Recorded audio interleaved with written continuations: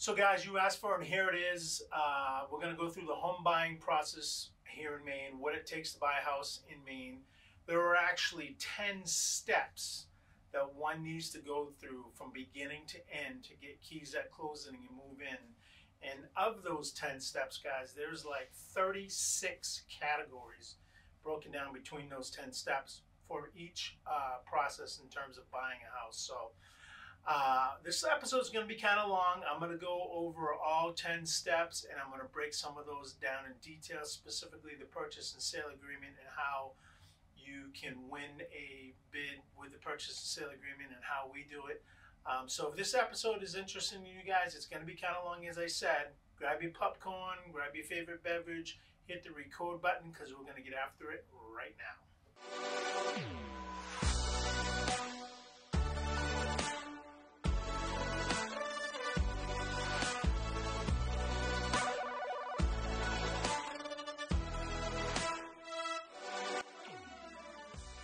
All right, guys, welcome back to the channel here at Live Life in Maine. My name is Scott Tebow.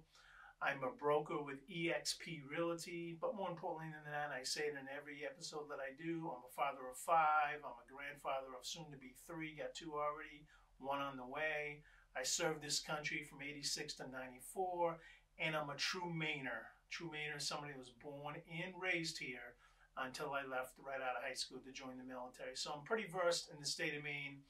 I've been in the real estate industry as a broker since 2013, but prior to that, I've been invested in properties. I've flipped properties.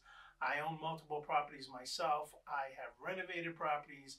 I've bought properties. I own commercial buildings. So without getting into too much of it, I'm pretty versed in the real estate market. So what we're going to do in this episode, as I preluded in the beginning, we're going to go through the entire home buying process. Guys, we get calls, texts, emails all the time from people all over the country, and actually from people here in Maine, asking us if we would help them buy or sell property in Maine, and we love it. So if this information is of interest to you, I would encourage you to subscribe, tap that notification bell to be the first to be notified when I drop new content, which I'm trying to do on a weekly basis.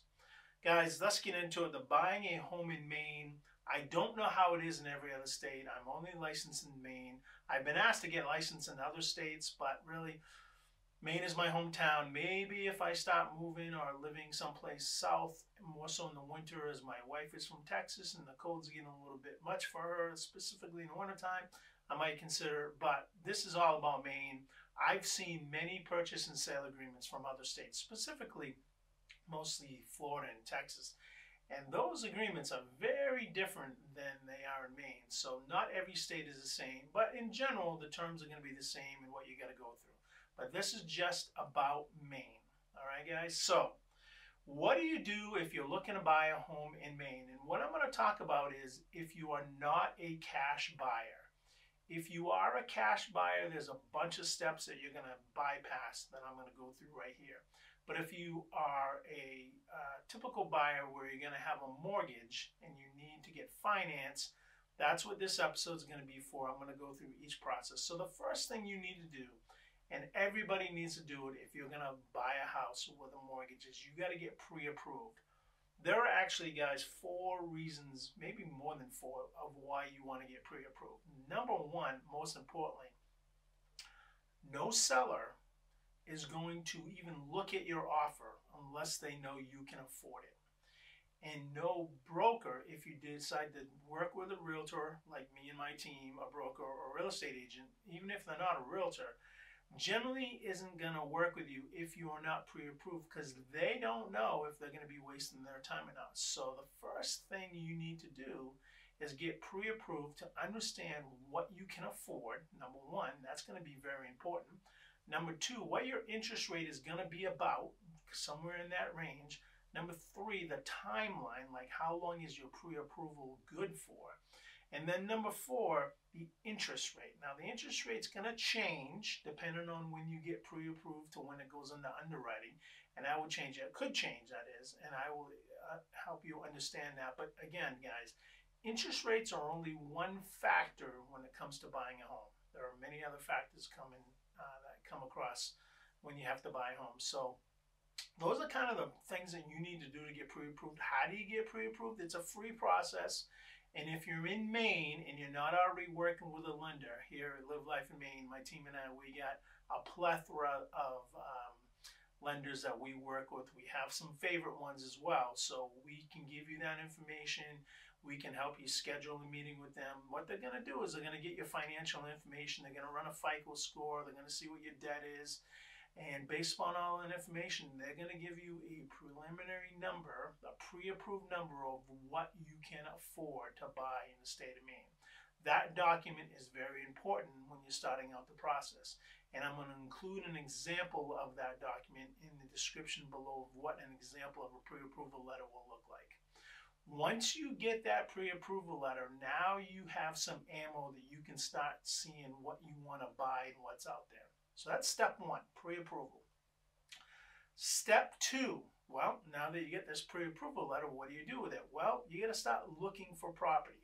There's a number of different ways, guys, that you can look for property. A lot of people today, a lot of our clients, my clients, they actually go on the Zillows and the Redfins and the realtor.coms, and some of them do the for sale by owners. They're looking for a property, and that's good. That's a preliminary start of an idea of what's out there. But what those sites don't tell you, and this is one of the reasons why you really should work with a real estate agent, a broker, a realtor, like me as an example, my team, is there's so much more information that you're not going to see on those public sites, and only us as realtors have access to. I.e., we have access to the property disclosure, which pretty much is not going to be on Zillow and all those sites. We have access to internal remarks. We have access to all the documents that's going to make that house either a go or no-go based upon just a preliminary look of it online. You're not going to see a survey. You're not going to see a deed. You're not going to see a property disclosure. You're not going to see lead paint. You're not going to see any of that just looking online. What you are going to see, as you know, is the price, the location, and probably some pictures or maybe some video of what the house looks like, but you're not going to see anything else. So that is why, in my opinion, you should work with a professional that's going to be able to get this information to you. And when you do that, at least what I do is when somebody calls me and says, "Hey Scott, I'm interested in this house, what do you think?" The first thing I do, or I have my team do, is I have them pull information. I have them look at the property disclosures. We read each property disclosure and all the other documents that come with it. We read the deed to see if there's any encumbrances or if there's any right-of-ways or anything like that. And then we report back to you as a buyer saying, here's what we found, here's some challenges, or maybe everything's good, here's some concerns, what do you think? That's number one. The other thing we do is I always do a competitive market analysis. So obviously, I don't list every house that's out there, but if somebody comes to me and says, "Hey, I'm interested in this $500,000 house, and it's in this neighborhood, and it's this age, and it has these," and it could have some things wrong with it, might not, but here it is. The second thing I'm going to do after I pull the property disclosures and all that, and just looking at the internal documents to see if it's even worth looking at, spending our time looking at it, is I want to see what it's priced at. And the biggest thing to know is when you're working with a lender is every lender is going to want to get an appraisal to make sure whatever they're lending you will be secured by the real estate that you buy or that they buy and that you're paying back, assuming it's worth it. So I do a private competitive market analysis to see what other houses in the neighborhood have sold for, what their price range has been, and how long ago they sold, and how close they are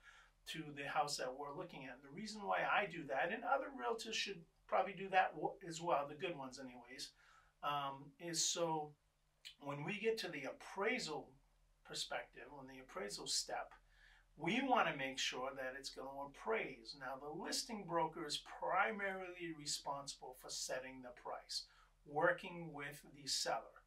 Guys, we work on both sides of the table. I've listed a bunch of homes. My team and I have listed a bunch of homes. We also sell a bunch of homes. So we're very versed on both sides of the table. And it's important to be very versed because depending on what side of the table you're playing on, either a buyer agent or a selling agent, you need to understand those steps. So As a seller agent, if I'm going to list a house for somebody, I'm going to convince or make sure the seller understands what his or her property is worth, and see if we're on the same page, and then give them facts. Anyways, once that's done, from a buyer perspective, skipping back to being a buyer agent, I'm going to look and make sure that that house, assuming we get that far, assuming we get to the appraisal, is worth the steps that we're going to go through to get to an appraisal, because we want it obviously appraising at the very least. Or if it's not going to appraise, or we think the price is too high, we can still submit a purchase and sale agreement, but it's probably going to be less than what we think the house is worth, and that's where the negotiation is going to come in. But to digress, finding properties is the next step. You're going to find out what you obviously what you can afford, and then what you like in that area that you can afford. Not every house is also listed on the Maine listing service. I have access to exclusive properties, although they're becoming less and less as most people are putting them on the MLS or for sale by owners. Interesting statistic I read: only 8%, maybe it's less than that, of homeowners sell their homes as a for sale by owner. And typically they sell their homes as a for sale by owner because they don't want to pay a broker to sell their home for them. Now, I get it. They can save a little bit of money, probably 2.5% to 3% on what they actually sell the house for by doing that. However, they're still most likely going to end up paying a buyer broker to bring a client to them if the client decides to buy that house. So for sale by owners, I get you think you're going to save some money. You may on the sell side, but on the buy side, most buyers, unless they're very versed in this industry, are going to hire a buyer broker to help them through the process. So finding the property, how you find the property, who owns the property, is it listed on the Maine listing service, is it a for sale by owner, or is it an exclusive not listed on the Maine listing service, or multiple listing service, I should say. I say MLS is Maine, but it's actually multiple listing service. Is very important, understanding how the house is set up and how it's going to sell. All right. Once we find a property, the next question, and you've gone through that, you've been online, you see a house, it fits within your budget, the property disclosures look pretty good. Now, most likely, people want to see the house, right? They want to go and walk through the house and see if everything that's online represents, all the pictures online represents what the house looks like. Now, guys, here's a little trick that is kind of changing a little bit. I used to think that when you went online and you looked at pictures of a house, the pictures did not do the house justice. The pictures were horrible. They were just, you get to the house and it looks way different than the pictures, in a good way, not in a bad way. Well, with AI and all the technologies out there, now we're seeing houses that look better online than they do in person, because all the pictures that can be marked up, changed, edited, sometimes they look better online than they do in real life. So if you're in the area, it would be good if you see the property in person. If you're not in the area, and we do this all the time, we do videos of the homes. We book the appointments ourselves. We go in, we look at the homes, we do video. It's like we're looking at it for the first time with you. You're seeing everything first time, just like us, on raw data in a video. And then we send that video to you with a description and edited comments. And generally there's information around that video, what we saw and what we thought. But you want to look at a house, you want to view a house for the first time. And why I like to view a house for the first time is because you may or you may not know what there is to look for, right? So I don't necessarily care about the pictures and how the house sets up. That's to your liking, right? You like the kitchen, you like the flow, you like all that. My job, more importantly, is the first place I start is in the basement. I want to look at the bones. I want to look at the electricity, not the electricity, what am I trying to say? The furnace, the systems. I want to look at the structure, the infrastructure. I want to look at the foundation. I want to look at the overhead. I want to look at the roof.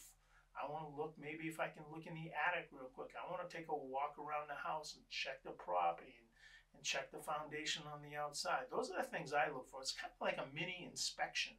Just looking for things that I would normally see, having been in this industry for a while and been, buying and selling and flipping and renovating all that property over the course of my life. Experience matters, right? So I want to look at those things, windows, all that stuff, to determine if you're going to have some issues with this house or if we need to bring them up when an inspection happens. So let's say we find a house, we go through it, we like it, everything looks good. Now it comes time to create a purchase and sale agreement. What does that entail? That entails us sitting down either remotely or over the phone and going through a purchase and sale agreement. And a purchase and sale agreement is nothing more than a document that we're going to submit to the listing agent or to the seller if the seller's selling the house themselves on what our offer is. Now here is what's very important, guys. I'm going to go through the purchase and sale agreement step by step right now. There's 29 sections, so you understand what is in the purchase and sale agreement. And guys, we're in step 4 of the process. Step 1 was pre-approval. Step 2 was finding properties. Step 3 was viewing the properties. And step 4 is making an offer, purchase and sale agreement. I'll have this whole agenda down below so you can follow me. Print this agenda out, then you can follow me on this video. But the first thing you want to do is, let's say we want to buy a house, right? We need to create a purchase and sale agreement. We have the pre-approval letter, cool. So now we're going to create a purchase and sale agreement.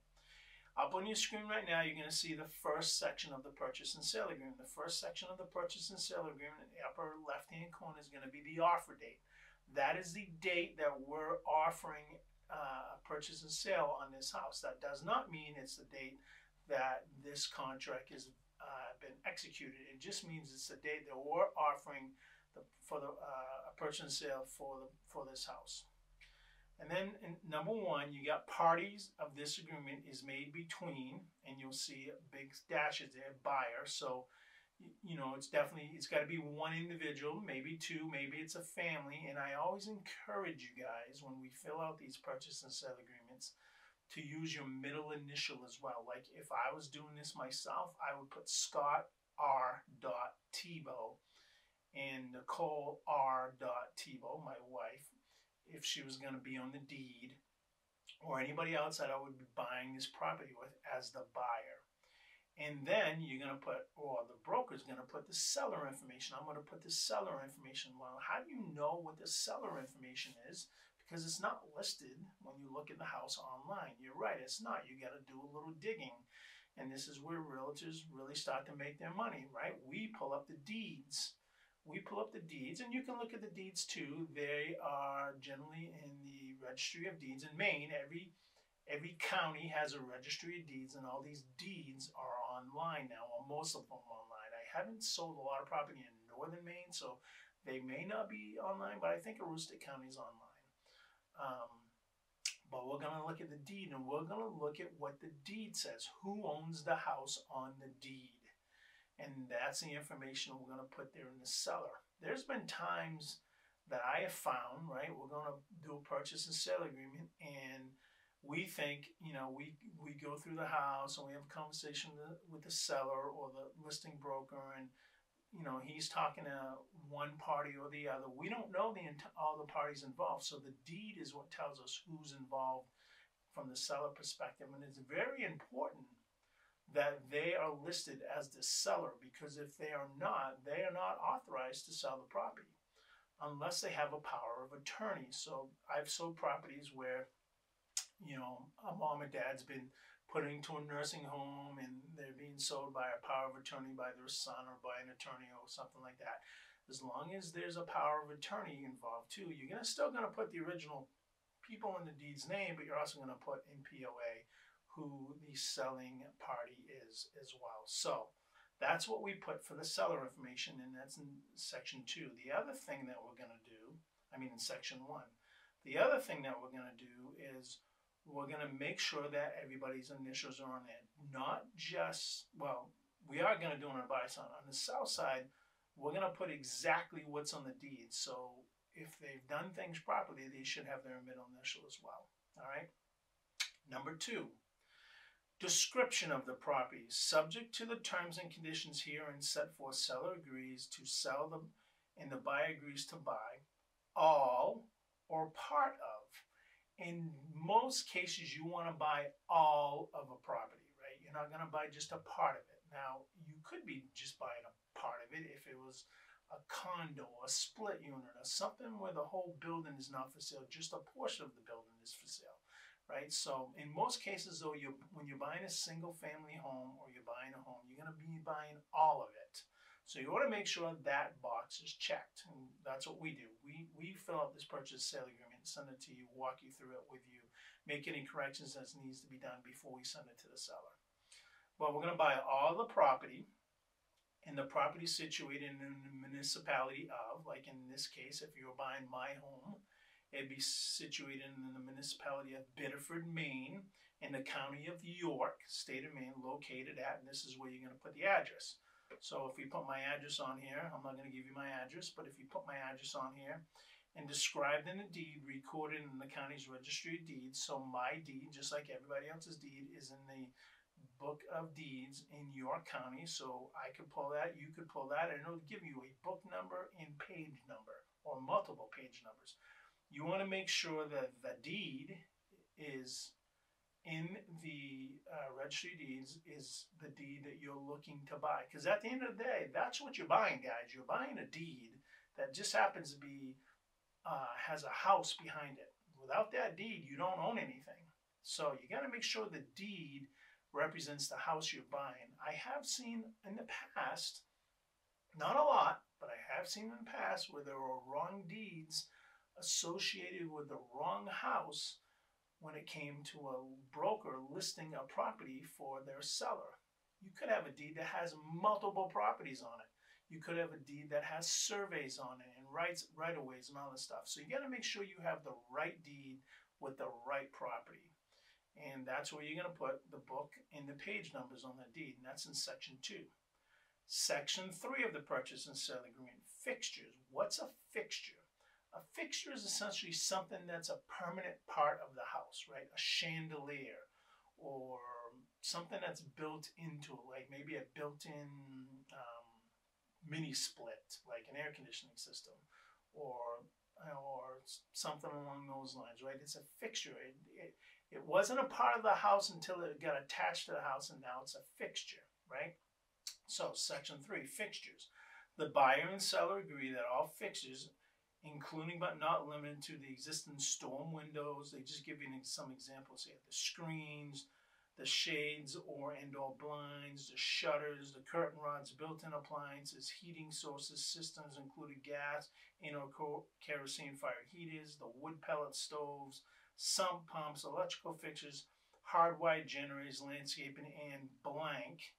Sometimes there's something missed, not often, but sometimes there is. Generally, this is and no others, but if something is missed, you're going to write that in. We write that in as the buying agent for you. We write what's in there that if it's missed, are included with the sale except for the following. Now, the only way you're going to know if something is not included in the sale is if the seller says, I'm not selling this, right? As an example, I bought a house years ago, and they had a wood stove in the basement, and they didn't want to have the wood stove conveyed with the property. Even though the wood stove was so big they couldn't move it, they didn't want it conveyed with the property. They wanted it sold separately. We ended up getting the wood stove. It wasn't part of the house, but we ended up paying for it a little bit. Paying a little extra to have the wood stove. It was really kind of a pain in the butt. The sellers were really not nice people, in my opinion. But we ended up buying the wood stove that was not conveyed with the house just to get the deal done. It really didn't make a big factor. I think it was like $800 for this massive wood stove. Why a seller wouldn't just include that into the price of the house of $800 more, I don't know. But in this example, we added a wood stove. Normally you're going to have none there because most sellers are going to include everything with the house that they're selling, but there are occasions that there are items that are not part of the house that should be part of the house, and you're just going to want to make sure they are. And then seller represents that all mechanical components of the fixtures will be operated at the time of closing. So in other words, if there's something at the house that was working or not working, they have to disclose it. I just did this as an example. There was a hot tub at a house that I helped my clients buy, and the hot tub was not working. Well, it was part of the house. It was a fixture, if you will. It was part of the house. It wasn't being taken out. It was conveyed with the property, but it didn't work. So when we went through, I'm getting ahead of myself a little bit, but we discovered that it didn't work. And then I'll tell you what we did about that. But they have to agree that all the stuff is working at the time of closing, except, and this is where you could put exceptions in there. The seller could say, yeah, the jacuzzi tub doesn't work, or yeah, this zone heating doesn't work, or whatever it is. They could put that. But if they don't disclose it, then normally what we put on this purchase and sale agreement on your behalf is no exceptions. We want everything working. All right, guys? That's section 3. Section 4, personal property. The following items are listed property as viewed on. Remember, we went to the house and we looked around on the property. That's the date we're going to put there, the day we looked at the house. Just as generally, guys, within a 24-hour process. Are included with the sale at no additional cost in an as-in condition with no warranties. And in this personal property, we're going to put, washing machine and dryer if it's included with the property.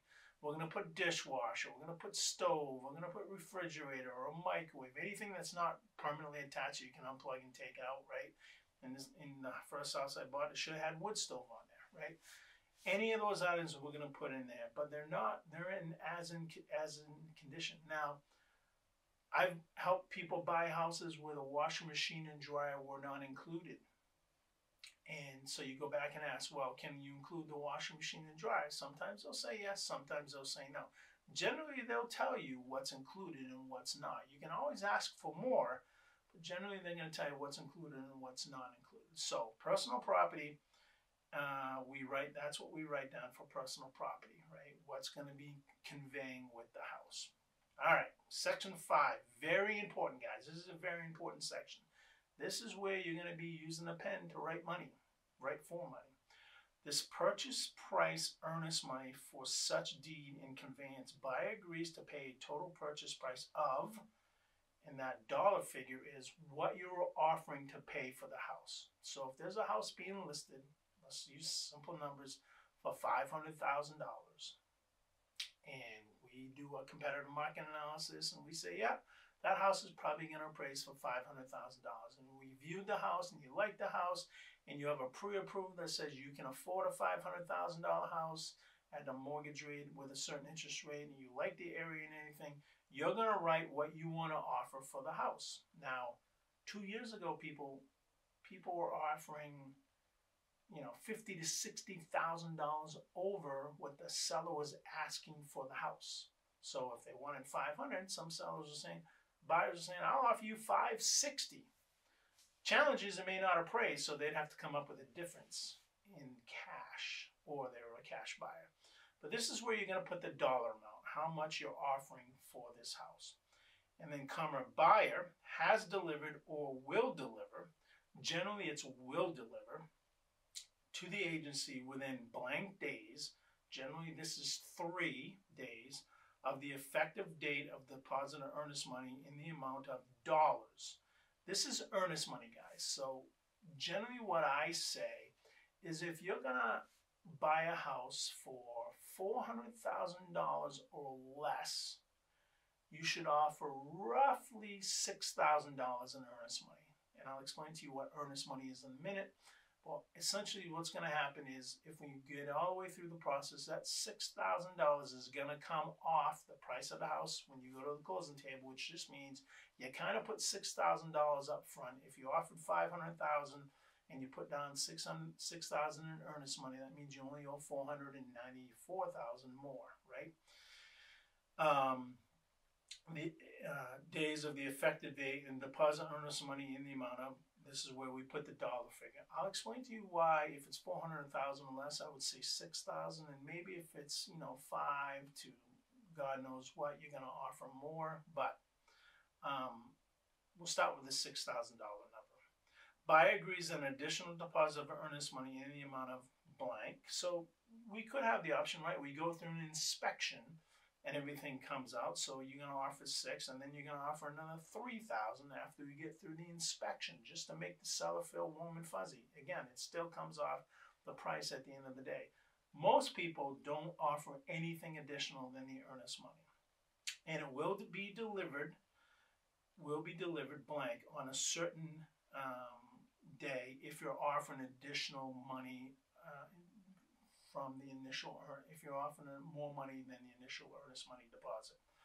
I want to back up a little bit, and we're going to go effective date. If you look at the top of the purchase and sale agreement, again, you're going to see the effective date is defined by paragraph 23 of this agreement. That's the day the seller agrees to accept the purchase and sale agreement. So we put a purchase and sale agreement in on March 1st. We say, you got a day to review and get back to us. They get back to us. They say, yes, we like it. And it's March 2nd. The effective date of the contract is March 2nd. So earnest money is delivered within a certain period of time. It's 3 days generally. 5 days is kind of not the, 3 days is the norm. 5 days, generally, you're not going to get it. People are going to want their earnest money up front quickly if you're serious about doing this deal. The buyer fails to deliver, the next paragraph, if the buyer fails to deliver initial or additional deposit in compliance with the above terms, seller may terminate this agreement. This right to terminate ends once the buyer has delivered the said deposits. The remainder of the purchase price shall be paid by wire, certified cashier, or trust account upon the delivery of the deed. So that happens at closing. So right here, the seller has all the power. If you don't give the brokerage an earnest money check to be put in a trust account, the seller could say, you know what, I'm not selling you this house. But they also have the right to say, once you do put it in, if there's no other offers that came in, I'll accept it, that I've accepted. Once the earnest money does come in, okay, I now accept your purchase. We're back on track. I've now accepted your purchase and sale agreement. So it's very important to get to the realty company, if you're dealing with a broker, the earnest money that's going to be used for the purchase of this property, which follows us into section 6. The purchase and sale agreement is subject to the following conditions. Section 6, escrow agents or acceptance. Now, typically, I like to have my buyers keep their money with my agency. So if you're going to put $6,000 down in earnest money, I typically like to see that $6,000 check written to my realty company, which is eXp Realty. And what eXp Realty does is I take that check and I deposit it into the eXp Realty's trust account. Nobody touches it. It just sits in an escrow trust account, meaning that eXp has control over that trust account. Now, I am going to say that some listing brokers like to have the money sitting in their agency's trust account, right? If it's a different agency than eXp. It really doesn't matter. I'm a little bit more of a control, not freak, but I like a little bit more control. I like having the ball in my court, so I like having the earnest money in my agency's trust account. But if it's a matter of contention, then I will allow the agency that is selling the house put in their trust account, and it just means you as a buyer have to write a check out to that agency. Could be Keller Williams, could be Coldwell Banker, could be Century 21, could be Homes and Garden, whomever it is, right? That's where that earnest money is going to sit. And it shall hold said earnest money and act as the escrow agent until closing.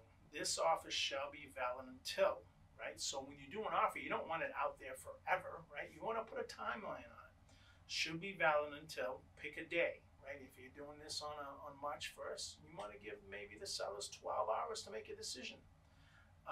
And you want to give them a time, right? You got until, if today's March 1st, you get till March 2nd at 5 p.m. And you have AM or PM. as you see it. I said 5 p.m. In the event of non-acceptance, the earnest money shall be returned promptly to the buyer. All right, guys. There's a lot to uncover here. I'm just going to say this. Just did this. I had a house that I was helping a buyer buy from Pennsylvania. They're from, and they're moving here because they're getting relocated. Well, he is. And one of my partners, because I had some time off because I lost my dad. Not that that matters here, but I took a few days. My dad passed away in '94, so you know he had a great life and he lived pretty long. So you can't ask for much more than that. But this isn't what this is about. So I had somebody else write the purchase and sale agreement because I was kind of out of touch for these couple of days. Well, she was getting the runaround, in my opinion. She wasn't getting any responses from the seller agent. And the seller agent was on vacation and couldn't get a hold of him, whatever.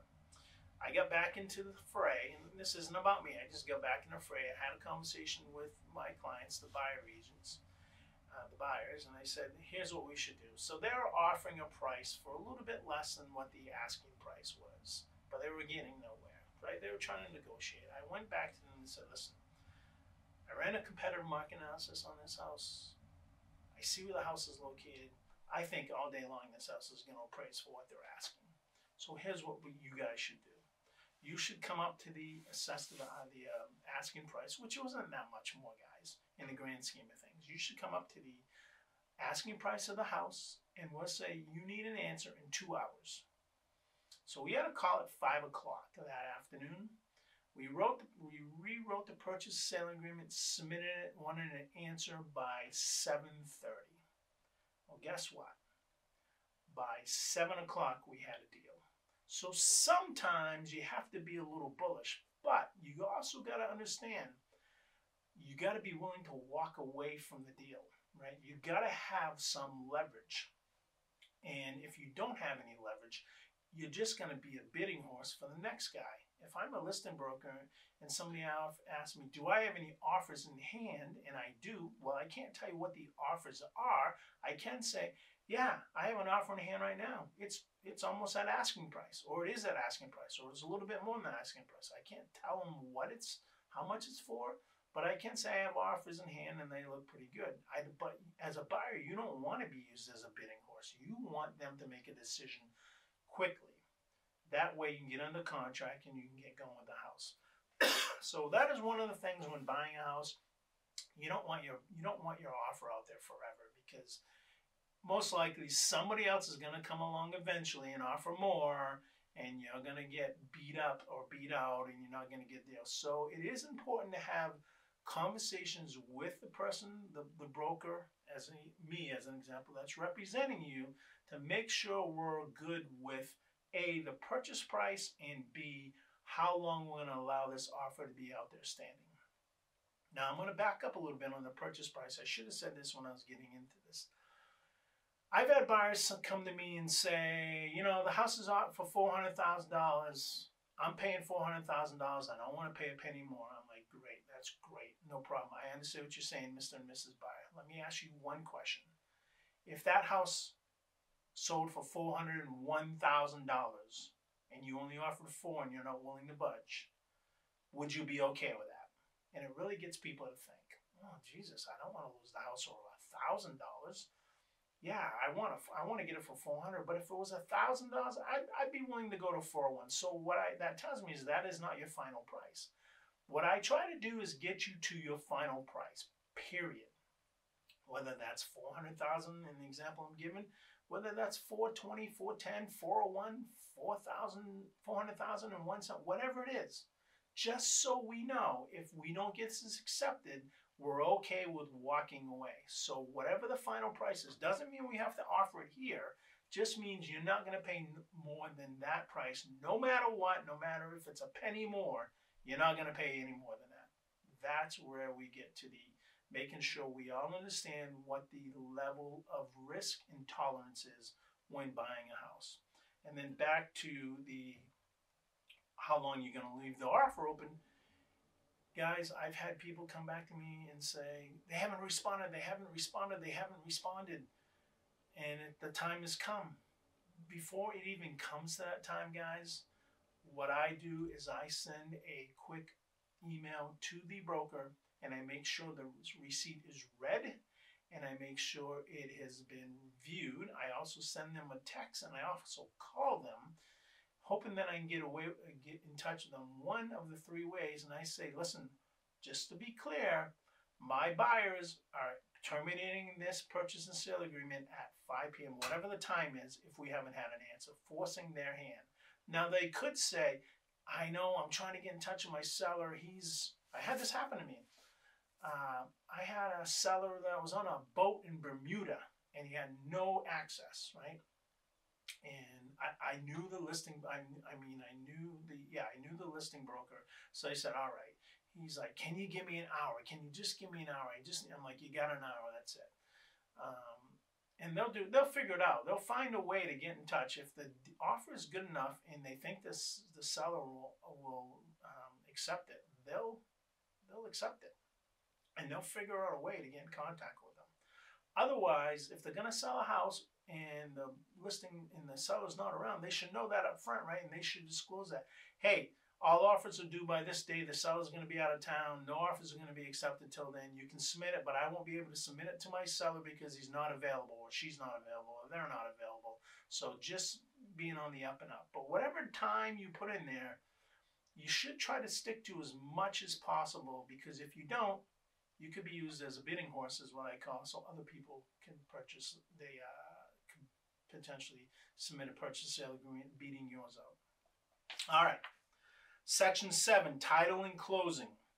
A deed conveying good and merchantable title in accordance with the standards of the title adopted by the Maine Bar Association shall be delivered to the buyer, and this transaction shall be closed, and the buyer shall pay the balance due and execute all necessary papers on blank, which is the closing date, the day you're going to buy the house.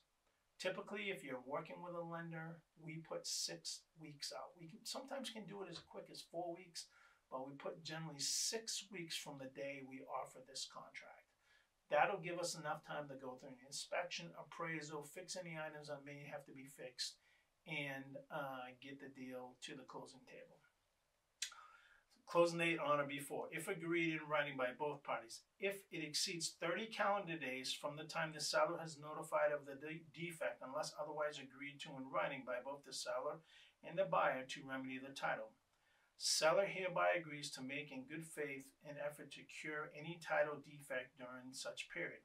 If at the later closing date set forth above in the expiration of such reasonable time period, seller is unable to remedy the title, buyer may choose, or buyer may close and accept the deed in the title defect, or may terminate this agreement, in which case the parties shall be relieved from any further obligations hereunder, and any earnest money shall be returned to the buyer. So what that section says, guys, is they have to make a deal. They have to make sure the seller has a clean title, and that clean title needs to make sure that it's merchantable, that it can be processed and sent to the other person. Let's look at paragraph 8, which is the deed. Deed, which is the title, same thing, one and the same, guys. Deed, the property shall be conveyed by a blank deed. Most of the time we like to see a warranty deed. This means that the seller is warranting that the deed has been free of any encumbrances and has a warranty on it. They bought title insurance and they have a warranty that the deed's good. Sometimes you may not get a warranty deed. Sometimes you may get a quick claim deed, right? Somebody just, it's a flipper, right? They bought the house, they quick claimed it from the bank. It's a quick claim deed. They may not offer a warranty deed. There are numerous types of deeds out there that you may have to accept, which is another reason why you should get title insurance. But we like to see a warranty deed. And if we want to get more into deeds, send me a text and I can send you a comment order, and I can give you the different types of deeds that are available in the state of Maine, or you can Google it and look it up yourself. But it shall be free and clear of all encumbrances except covenants, conditions, easements, and restrictions of record which do not materially or adversely affect the condition, current use of property. So except for covenances or commissions or conditions, or even a covenant, right? A covenant is like you buy a house and it's in a homeowners association. The covenant says you can't put a dish on the side of the house until every house in that neighborhood is built and sold, or you can't have a boat in it, or you can't have an RV in it, or you can't have junk cars. Any part of a covenant that comes with the house, right? That's generally via homeowners association or developments that are not completely built out yet. The builder wants to have a covenant so you're not detracting from other houses being built in terms of them being sold. Easements, like I see this a lot with water and power companies, or people trying to get the back property, right? There's a right of way, crosses over somebody's land to get to some parcel out back. Or power companies have a right of way to poles, or electricity, or water companies have a right of way to something. You see that a lot. Not a lot, but if you're going to see it, that's usually what an easement is in a deed. There are different types of there are different types of easements actually, but you might find that, you may not. Not every property has an easement, obviously. It's, some properties do and some properties don't. Or restrictions, right? You could buy a home that has a restriction, as an example, 55 and older, right? One of the two parties have to be 55 or older, right? If they're both under 55, you may not be able to buy the property, a restriction, right? So that's really what Section 8 is, deed. Possession, occupancy, and condition. This is important. Unless otherwise agreed in writing, possession and occupancy of the premise free of tenants and occupants shall be given the buyer immediately at closing. Said premise, this is what's important, said premise shall be broom clean, free of all possessions and debris, in substantially the same condition as present, except in reasonable use of wear. Buyer shall have the right to review the property within 24 hours prior to closing.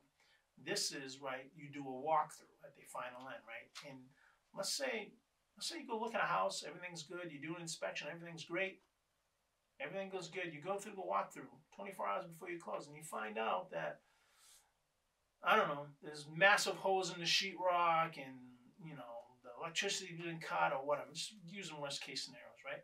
This says that the buyer shall have the right to review the property within 24 hours, and it shall not be damaged. Now, this reads to number 10, which is risk, loss, damage, destruction, and insurance. So you're buying a property, you go through a walkthrough, and there's issues with it. What do you do, right? Because, that's not how you agreed to buy the property. The property could have been vacant for 4 weeks while the seller moved out, or maybe it's a vacant house and there's nobody living there and somebody broke in, somebody destroyed the place, right? The seller's responsible for making sure that house is in the condition you originally went to buy it for at closing.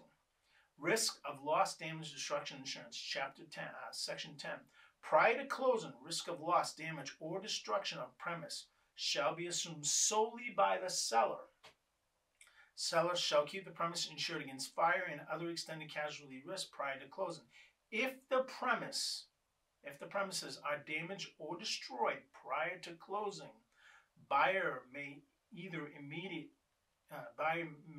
terminate this agreement and be refunded the earnest money, or close this transaction and accept the premise as is, together with an immediate assignment of insurance proceedings related thereto.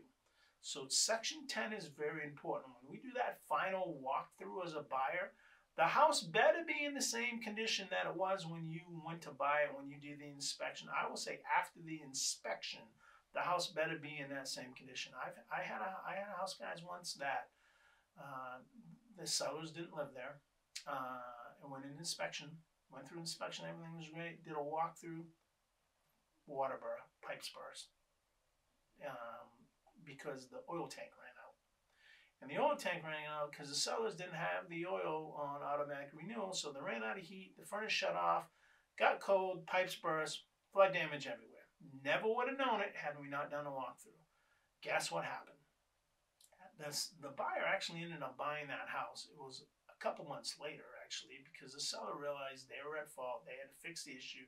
They had to remedy everything. They had a Serpro come out, clean everything up, bring in a plumber, fix it all. It was quite an expense for the seller, but it all had to be remedied. So that's another out. Generally, it doesn't happen, guys, but that's another out you as a buyer have. If at walkthrough you find things that are not what was agreed upon or not that was there prior to the house being under contract. Now, it gets touchy, right? Because let's say you missed something, or the inspector missed something. Let's say, as an example, you walk through the house and the basement flooded, right? And the sump pump didn't work or something. You have a basement and flooded, got a lot of rain or the snow melting or whatever, and the sump pump flooded. Or the sump pump shut off and it flooded. And there was water in the basement, but now there isn't. But now you can see that the water line is like 8 or 9 inches up on the side of the walls, and the bottom of the sheetrock is bad and all that stuff. That's right when then and there you're gonna have to deal with this. However, you know, the seller could say, I don't know, that was always like that. This is what he said, she said. So it's really important when you're going through inspection that we keep all those pictures and all that, because that would have definitely got caught during the inspection. The other thing you might not realize is, let's say there's a crack in the foundation, but it's behind a wall that has sheetrock, right?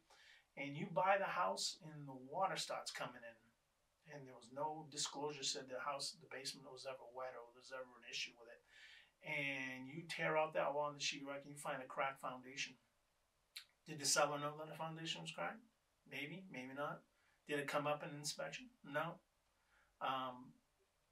Do you have grounds? You can try to fight it. Doubt you'll win, but you can try to fight it. So this is just some things you have to be aware of. Guys, I'm giving you worst case scenarios too. This doesn't happen much.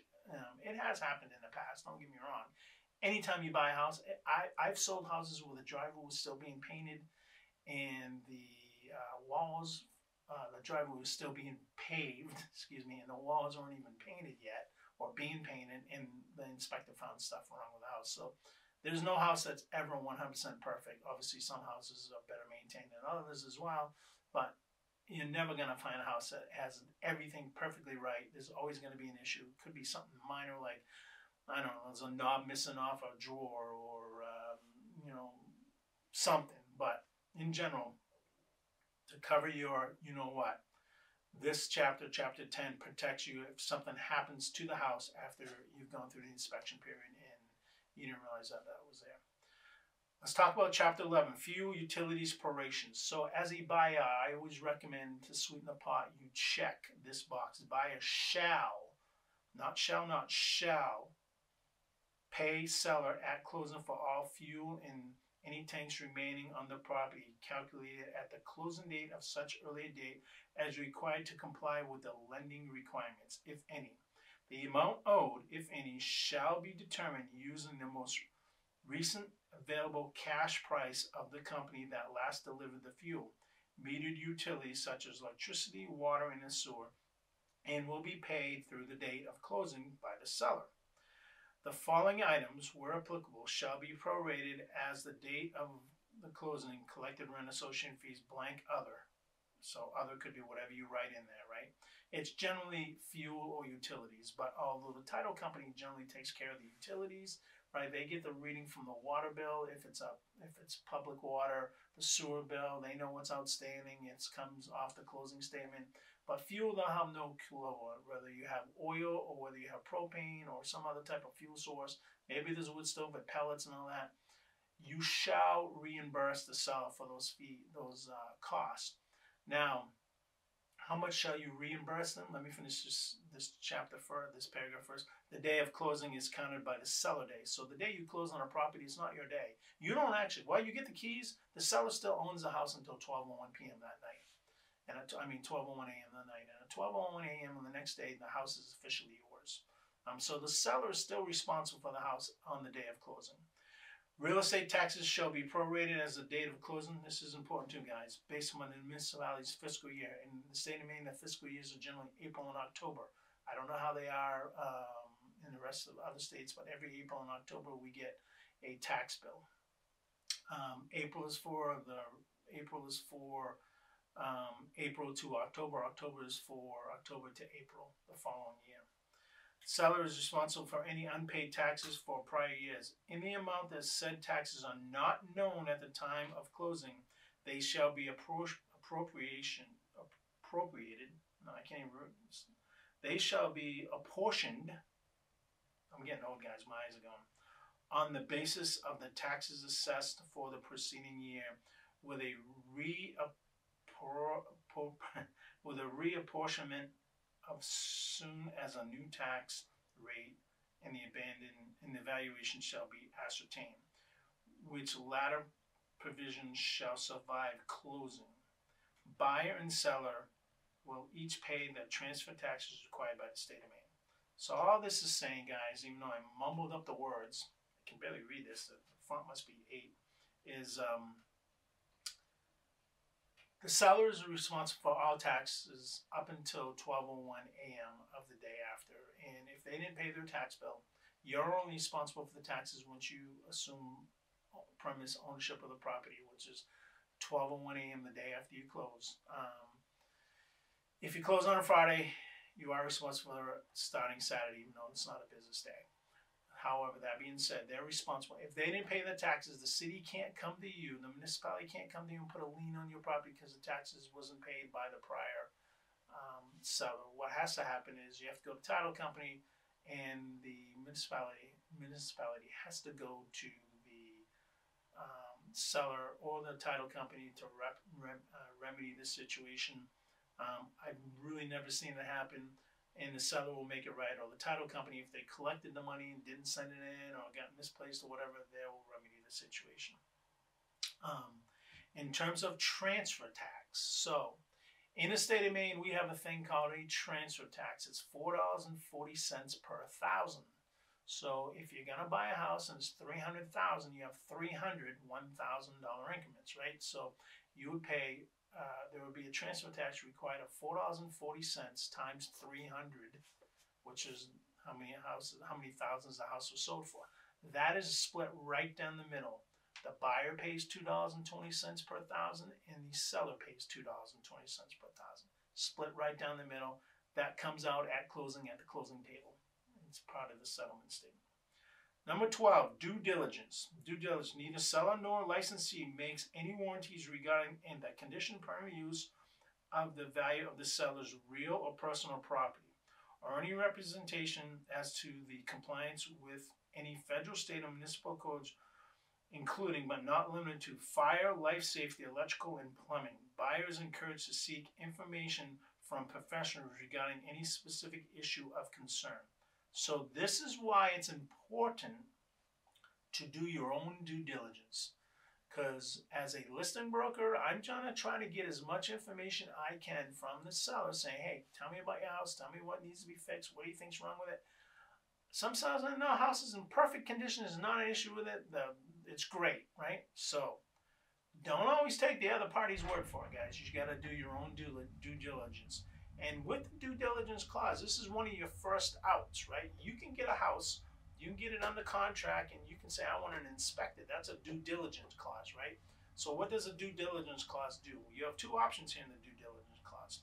But option 1, buyer's obligation to close under this agreement is not subject to any due diligence investigations.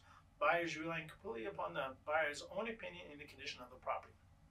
So back in 2021, late 2020, early 2022, you had houses going for $50,000, $60,000 over assessed value and no inspections, right?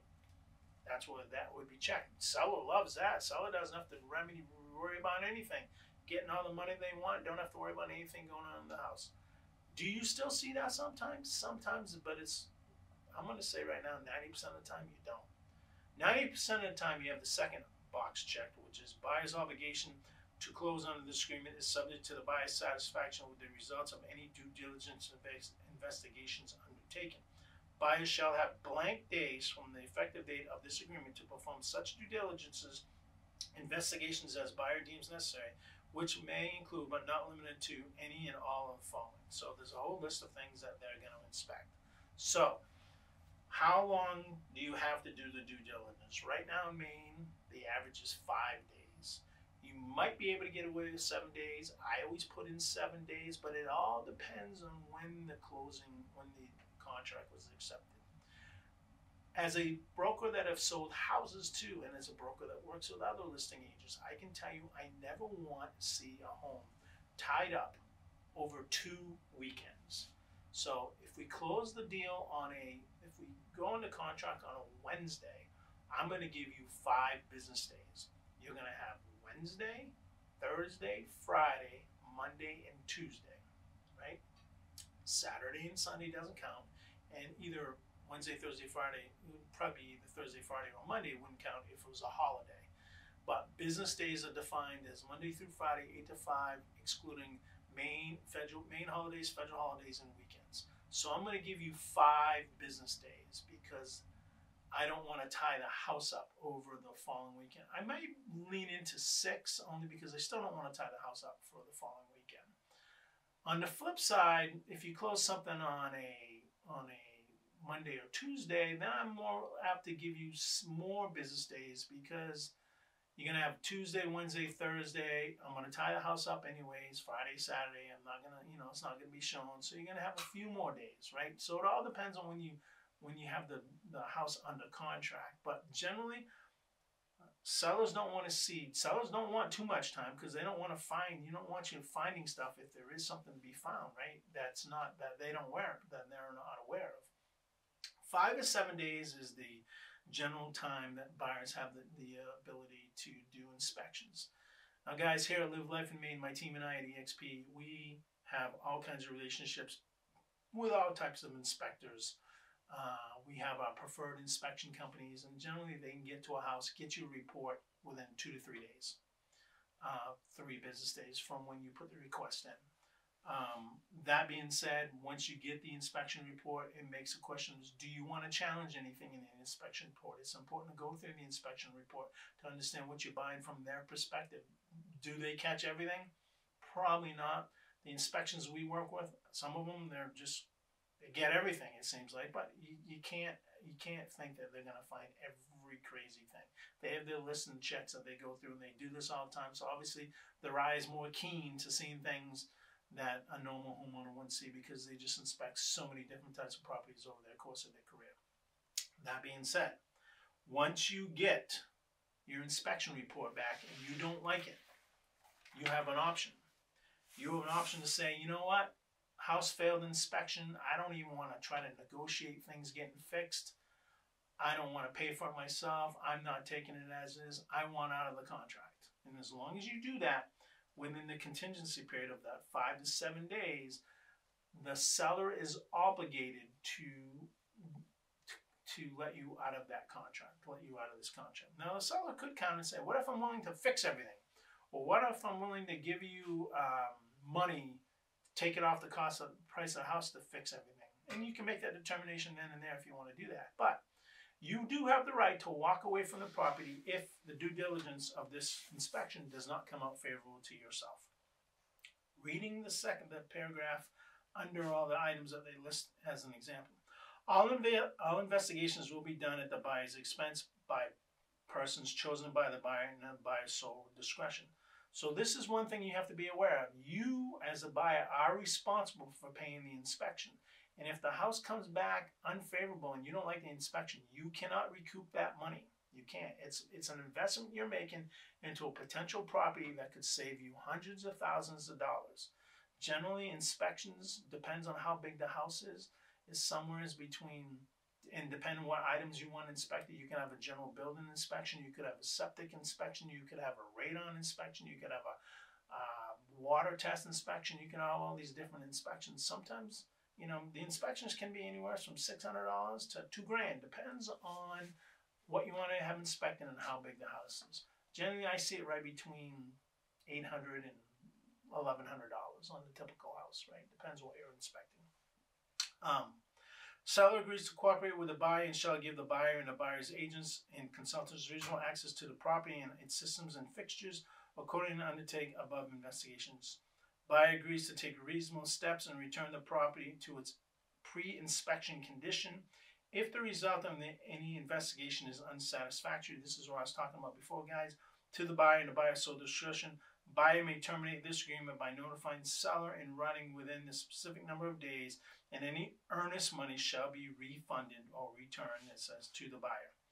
In the result of any investigation is unsatisfactory to the buyer, another important section, guys, the buyer wishes to pursue remedies other than voiding the agreement, buyer shall do so shall do so to full resolution within the time period and set forth. Otherwise, this contingency is waived. If a buyer does not notify the seller of an investigation is unsatisfactory within the time period set forth, or the investigation under the paragraph is not performed or completed during the time of the specific paragraph, this contingency and the right to conduct any investigation are waived by the buyer. Guys, that means that if you have 5 to 7 days, let's say, and you get the inspection and your inspection report, and you want to challenge something, and we agree we're going to challenge something, your broker, and me in this case, if I'm representing you on my team, we're going to do what is called an ICA, an investigation contingency amendment. We're going to submit it with all the things that we want fixed. We're going to submit it to the seller, and we're going to say we want all this stuff fixed.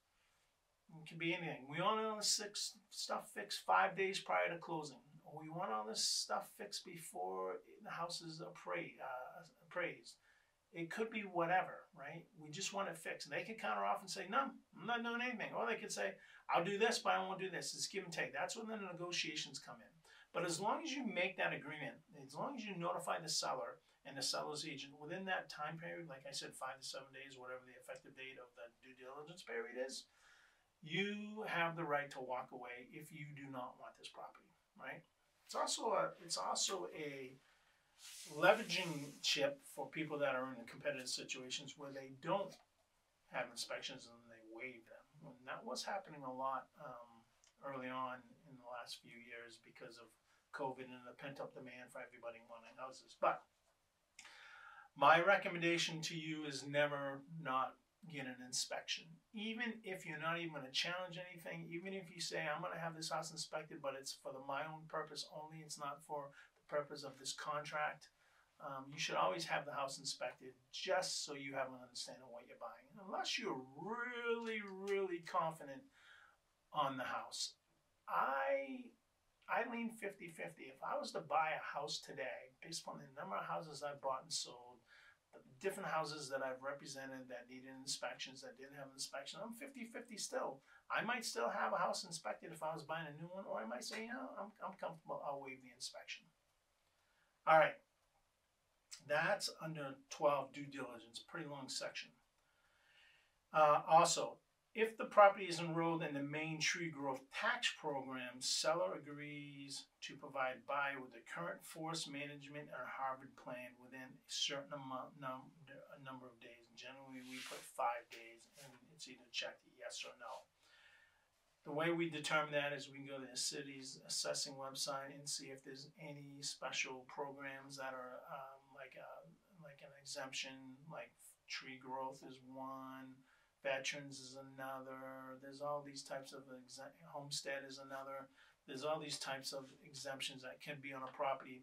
Generally, we know that when we look at the assessing database and determine what the property is, you know, what zone it's in, and if there are any special exemptions that come off the tax roll for the property. And if it's homestead, if it's forest management and harvest plan, then the seller has to have a plan that shows that, because some of those properties are taxed less than general property that is just part of your normal everyday home.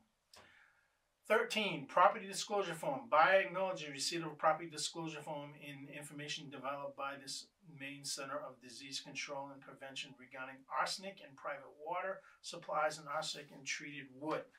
So what does that mean? So every time I bring a buyer on board, I have to give them a document that says your risk with arsenic in wood and your risk with arsenic in water, even if your water is from the municipality, it's public water. You really don't have to worry about it that much. You could get it tested. If there's arsenic, then the public water company has a big problem. But public systems generally are a lot less worried about this than private systems. If you have arsenic in your water, if you have well water and all that, you're definitely going to want it tested. If you're buying a house that has well, you're definitely going to want the water tested, unless there's a report that just came that was just published within the last 3 or 4 days that the seller did. You may be willing to take that. Sometimes I've taken those reports because I know the company that did the inspection, the water test, and you know, it'll tell you things aren't going to change that much in that time frame. Arsenic, believe it or not, guys, pressure treated wood decks. outside decks that have pressure treated wood have arsenic in it, right? Nothing you can really do about it. Just understand there's arsenic on the wood. That's how the pressure treated wood becomes pressure treated. But you just have to be aware of the pressure treated wood and the arsenic in there. All right, let's get into number 14, financing. There's really 3 sections to the financing clause. There's not subject to financing. That's these cash buyers, right? Section 1 is not subject to financing contingency. Check box 1. Buyer has provided seller with acceptable proof of funds. If you're buying a house, it's a cash deal. You're going to provide and you make an offer, instead of sending a pre-approval letter, you got to send a document that shows that you have the funds available. Some people make copies of the bank statements. The best way to do it is call your lender or your bank and say, hey, I need a letter saying that I have proof of funds available to make this purchase. That's what I like to see, and it's signed off by a certified officer at the bank. That's ideally what we like to see. Section 2 is not subject to financing contingency. Buyer shall provide proof of funds acceptable to the seller within, generally, it's the same like the earnest money, within 3 days. If such proof is unacceptable to seller, seller may terminate this agreement no later than blank days. So it could be 3 days from receipt. If proof of funds is not provided within this such time period, in other words, let's say you don't provide proof of funds within 3 days, the seller has the right to walk away. Seller says, I'm done. No, deal's over. I'm going to move on to the next potential buyer. Or if seller may terminate this agreement no later than 3 days from receipt. If the proof of funds is not provided within the time period, like you said, or seller may terminate this agreement, which right shall end once such proof of fund is received. However, seller retains the agreed upon time period to terminate if such proof of fund is unacceptable. So, what could be unacceptable? I own Bitcoin, and I have $700,000 in Bitcoin. Not going to be acceptable, probably, right? You got to get the money out of Bitcoin or the stocks or whatever and get it paid for. So what sellers like to see, and even as a listing broker, what I like to see is liquidity, right?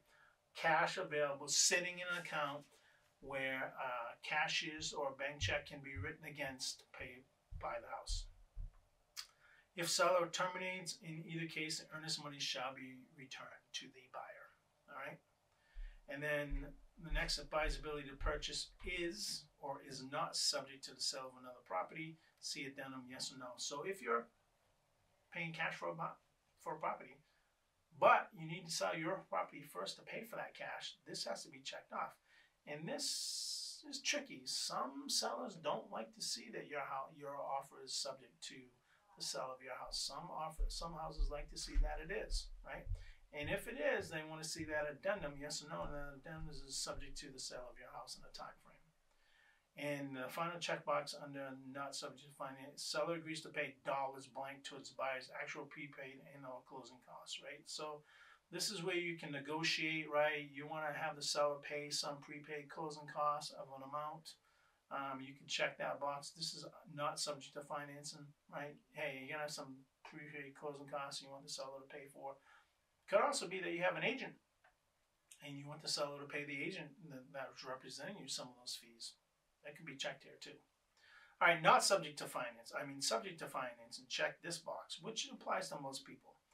Buyer's obligation to close is subject to financing as follows. And this is where the pre-approval letter comes in, guys. Buyer's obligation to close is subject to buyer obtaining what type of loan is it? Is it a conventional loan? Is it a VA loan? Is it an FHA loan? Is it a USDA loan? Is it portfolio loan? Whatever the types of loans out there that the lender is giving you of blank percent. So in other words, yes, so you're putting 5% down while you're financing 95%. You're putting 20% down. You're financing 80%. I've seen this number reversed, right? Rookie mistakes where rookie sales agents, they put a loan and they say they think it's the percentage of the loan that they're qualified for, so they're only financing 20%. No, you make sure those numbers are correct, right? It's a percentage that you're financing, not the percentage you're putting down of the purchase price in an interest rate not to exceed. This is where I see a lot of other rookie mistakes. Market. People put market rate, right? Or market percentage. Never put market. You put a number there. maybe I'm giving an educational lesson to some of the brokers out there that may be watching this YouTube video, creating my own competition, but hey, it is what it is. You always put a percentage of interest rate. You don't put market rate. Here's what happens, guys. Let's say you get a pre-approval letter. You're approved for $500,000 and the interest rate is 6.5%. Kind of happened over the last couple of years. Within 30 days, that rate went to 7.5%. Well, that's not the new market rate, right? Do you agree to that market rate? Maybe, maybe not. That's why you should always put a percentage. It gives you another out if the rates go too high. Now, if the rates go low, it's good for you, right? You could say market rate not to exceed a certain percentage, whatever that is. And amortize over the time of the length of the loan. Generally, that's 30 years. Some people do 15-year mortgages, 30, 15. Can be whatever you agree to pay back with the lender. Buyers under the good faith obligation to seek and obtain financing on these terms. If such finance is not available to the buyer as of closing date, buyer is not obligated to close and may terminate this agreement, in which case the earnest money shall be returned to the buyer. Section B. Buyers will provide seller with letter from lender showing the buyer has made application for loan specific in blank A and or subject to verification of information is qualified for loan requesting blank within days. So buyer is providing seller with a letter from the lender showing the buyer has made the application for the loan within a certain amount of days. So when you go into contract, right, you got to tell this purchase and sale agreement is sent to the lender. The lender then has to provide to me, if I'm representing you, or another agent that's representing you, that you've made the application to apply for a loan. It just is a letter that comes right from the lender.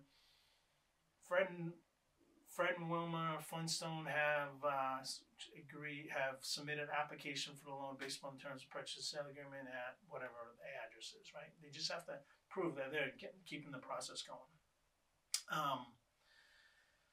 If buyer fails to provide seller with such letter in said time period, seller may terminate this agreement and the earnest money shall be returned to buyer. The right to terminate ends once the buyer's letter is received. So you get 3 days, 5 days, whatever it is, right? It's kind of all up front. Guys, I've seen where, I'm a listing broker and the buyer agent didn't submit me a letter within the time period. I didn't cancel the contract. I called the buyer and said, hey, or the buyer representative and say, hey, still looking for that app. Oh, shoot, I forgot it. Okay, I'll send it over right now and get it. Very seldom do buyers, if they've gone this far, they're going to have an application because you got a pre-approval letter within the date that the pre-approval letter was dated for. And generally, a seller's not going to terminate a contract over that small thing. They're going to want the letter, but it just gives the seller an out. I'm going to also say this, guys. All the stuff that I'm reading to you isn't meant to scare you. Most times than not, all this stuff is worked out, and buyers and sellers they want to work together because the seller just took the house off the market for that contingency period, that due diligence period of 5 to 7 days. They got a buyer, they like the offer, everything worked good. Do they want to put it back on the market and go through the whole process again? Maybe, maybe not. It depends on the deal, right? Sometimes a bird in the hand is worth two in the bush, as they say. Now, as a listing agent, and I've sold houses before, I like to take backup offers. Because some of these, if I get a better backup offer, but it came in after I accepted this contract, I'm going to hold the buyer feet to the fire. I want these things, and if the buyer doesn't do it, I'm going to terminate the contract because I want to go to the second backup offer, which is even better than this offer, right? So you got to be careful. As a buyer and as a buyer representative, you got to make sure you meet your timelines. If buyer fails to seller, terminate the agreement. If the buyer fails to provide seller with such a letter at a time period, seller may terminate the agreement and the earnest money shall be returned by. The right to terminate ends once the buyer's letter is received. Okay. And if it's received after the point, it doesn't matter. You can still terminate. C. Buyer hereby authorizes instruction directs its lender to communicate the status of the buyer's loan application to the seller, seller's licensee, and buyer's licensee. This simply says that as a buyer, your lender has authority to talk to the seller. Generally, it's the seller's representation, the listing agent, and the buyer or the buyer's representative, which would be me or my team in this case, right? And vice versa. If you're selling a house, it's the same thing. I sell and buy, guys.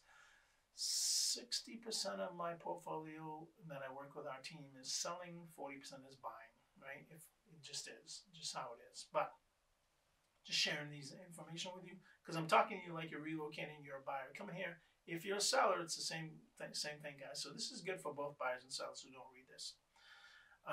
D. After B is met, which is the buyers provide the application, the lender notifies buyer that it is unable or unwilling to provide the financing. Buyer's obligation to provide seller with a written documentation of the loan denial within 2 days of receipt. So what happens? You go get pre-approved, you're buying a house, everything's good, you put the application in, you're gonna notice from the lender saying, you know, guys, we can't approve this loan. We can't approve this loan because the house is in a flood zone, or we just looked at some things and the house had fire damage and you didn't see it, or whatever. Or it could be something as simple as, you know what, when you went under underwriting, when you went under pre-approval, you didn't buy a car. Well, you just bought a new car and now you have this debt and your debt to income ratio is off now. Could be a number of different things, guys. Generally doesn't happen, but could be. Unable to provide the loan. Buyers shall then have blank days to provide the seller with a letter from another lender showing that the buyer has made an application for the loan specific in A, which is the buyer's obligation subject to the property of obtaining a certain loan, and subject to the verification of information is qualified for the loan requested. If a buyer fails to provide a seller in such letter within the time period, seller may terminate this agreement and the earnest money shall be returned to the buyer. This right to terminate ends once buyer's letter is received. So generally what I put there is buyers shall have 3 days to provide a seller after they've been notified. Let me tell you a little story, guys. What happened to me and one of my buyers. My buyers had, they were from out of country and they had visas and they were allowed to buy and work here based upon their visa. And they were dealing with, they came to me already pre-qualified from a lender that I had never heard of. Checked them out, lender was legit. Okay, great.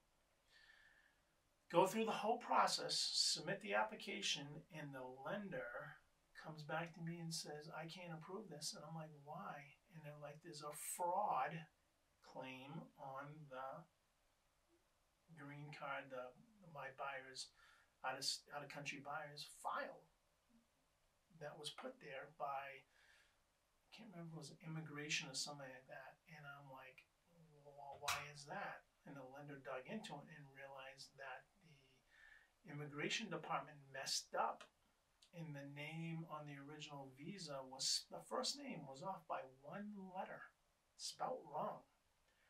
Automatically, the immigration department put a fraud alert on their file, which sits there for 6 months. And even though they did it, they issued the visa wrong. They wrote the wrong name on it. When it went to investigation underwriting with the lender, this came up, and the immigration department said, we're not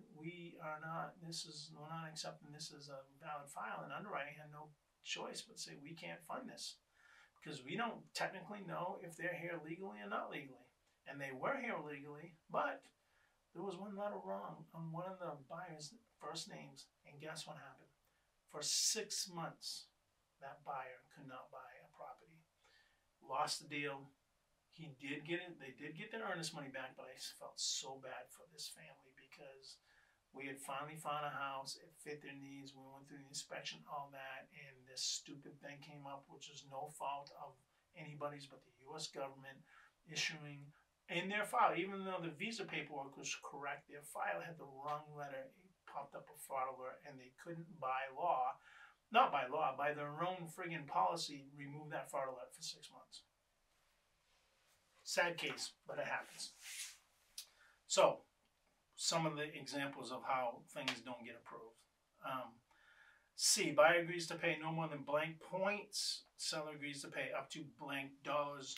This is kind of like the same section B. So seller agrees to pay no more than blank points. So this generally you don't have a buyer paying any points to the seller, except when you negotiate sometimes to win a deal, right? everything was equal, right? The house, the price, the inspection, all that. How do we sweeten the pot? And this is when you really have an aggressive buyer. Pay some points to the seller. What does that mean? Well, why would you want to pay points? Let's say you're going to pay 2 points to the seller, right? Does that mean the house is sold for 2 points more? No, what that means is, say it's a $400,000 house and you're agreeing to pay 2 points. A point is 1%. So you're willing to pay 2% or $8,000 back to the seller at closing. What's that seller? What can that seller do with that $8,000 as an example? He or she can pay their listing agent that money, or a portion of the money, depending on what they agree to. So whatever it is, the seller can use that money to help their own costs. And their costs is generally, they have transfer tax, they have the listing agent fees, commissions, they have the deed that's going to be conveyed. That's generally, unless they have inspection items that come up, and obviously anything they owe on the property that they're selling. So a way to negotiate if you're in a competitive situation is offer some selling points if you can, if financially can. Or what you see more often than not is the seller agrees to pay up to dollar amounts towards the buyer's actual prepaid points in or closing costs, but not more than allowable by the buyer's lender. So that could be the same thing. Buyer agrees to pay, seller agrees to pay $5,000, right? Will you get that purchase and sale agreement signed and agreed to if the seller's if you're trying to get the seller to pay more money back to than what you're offering on the house? It all depends on how many offers there are and how aggressive the seller is, how motivated the seller is to sell the house, right? So you got to understand those situations. Truthfully, guys, if you don't have representation, unless you know the seller personally, you're not going to know that information. It is our job as buyer agents and our job as seller agents to understand this and go through that process so we can kind of understand how to negotiate. And then F, buyer's ability to obtain finance and blank is or is not subject to sale on another property. See addendum. So again, same thing. If you're financing a deal through a lender, but you still have a house to sell, this has to get checked, and then the addendum which shows if the house isn't put on the market or whatever by a certain amount of day or isn't on the contract, you walk away. There's a whole different section of the purchase agreement. I cover it when we get into specific. If I get into specific, you have a house to sell and subject to. And then G, buyer may choose to pay cash to obtain finance. If so, buyer shall notify seller in writing, including providing proof of funds of the agreement shall no longer be subject to finance, and seller's right to terminate pursuant to the provision of the paragraph shall be void, and seller's obligations pursuant to 14E shall remain in full force and effect. All right, guys, that's section 14. Section 15, broker disclosure. Buyer and seller acknowledge they have advised the following relationships. So this is how we work together as buyers, as brokers, either on the listing side or the selling side. Generally, I like to see under licensee the listing broker first, whether it's me if I'm the listing house, if I'm selling the house, or whether I'm working with another party and they're selling the house, that their name or my name will go there. Everybody that is a part of, is a realtor, has a MLS, multiple listing ID, has access to Maine listings or the multiple listing service. We have our own IDs, we put that there. In the agency, every real estate agency company that's authorized to operate in the state of Maine also has a Maine listing ID, and that's put there. And then if I'm the buyer, this is going to be the seller agent. And then my name would be there, or me and one of my team's names may be there together. And the MLS ID would be the lead on the deal. So if I'm working with you directly and I have nobody else involved with me, nobody else is helping me work with you, then it'll be just my name. If I have somebody else that I'm working with, then it'll still be their name and my name, my MLS ID, and then our agency, which is eXp Realty, and the MLS ID of eXp Realty. And then I generally check buyer agent. I am actually a dual agent as well, disclosed dual agent, but I don't really practice dual agency. And this is for another discussion, but long and short it is, you can't represent both seller and buyer if you're a dual agent effectively. You can't fiduciarily. You have to.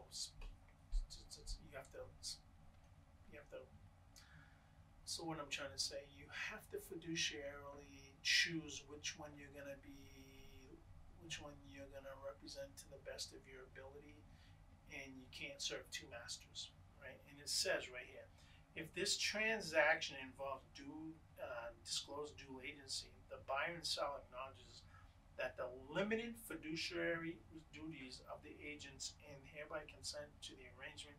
In addition, the buyer and seller acknowledge prior receipt and signing a due disclosure agency consent agreement. So if I'm a dual agent, I have to disclose it up front, right? And that way, and what that also says is, I have to disclose, right? If I'm selling a house and I bring a home buyer, I have to tell the buyer, because I'm their agent, and if I know, I must disclose how much the seller's offering prices for houses. Don't like to be a disclosure dual agent. You just can't serve two masters. You got to pick a side. Generally, the side that's picked is the one that's going to make the more money. Generally, but in this example, I've had it happen to me before, guys, where I've had a house for sale and I had my own buyer, and I made a decision. I can't represent the amount of money I was going to make on the house was less than the amount of money I was going to make on the buyer. So what I did was I gave the buyer to one of my team members, and then we had to be an arm's distance transaction apart. They cannot disclose to me, I cannot disclose to them, even though it was my buyer. Sat down, talked to the buyer, made them understand. I remember the buyer saying, but I'm still going to work with you, right? I'm like, yeah, you need to understand I am representing the seller in this equation. I can't tell you how to proceed, but this agent will. She's amazing. She's really good at what she does. How long she's been doing and all the things. We work together all the time. She's going to represent you just like I would be representing you. And the day one for it was not a problem. But you need to disclose that. All right. Default, return of earnest money. This section is important because what happens if you default as the buyer? What happens to your earnest money? All right. Buyers, section 16, buyers failure to fulfill any of the buyer's obligations herein shall constitute a default, and the seller may employ all legal and equitable remedies, including, without limitation to, termination of this agreement and forfeiture by the buyer of the earnest money. Seller's failure to fulfill any of the seller's obligations herein shall constitute a default by the buyer may employ all legal and equitable remedies, including, without limitation to, termination of the agreement and return the buyer the earnest money. So what those two sentences are saying is it's equal. If the buyer doesn't do what she says they're going to do, seller can terminate. If the seller doesn't do what he or she says they're going to do, buyer can terminate. And earnest money is to be returned.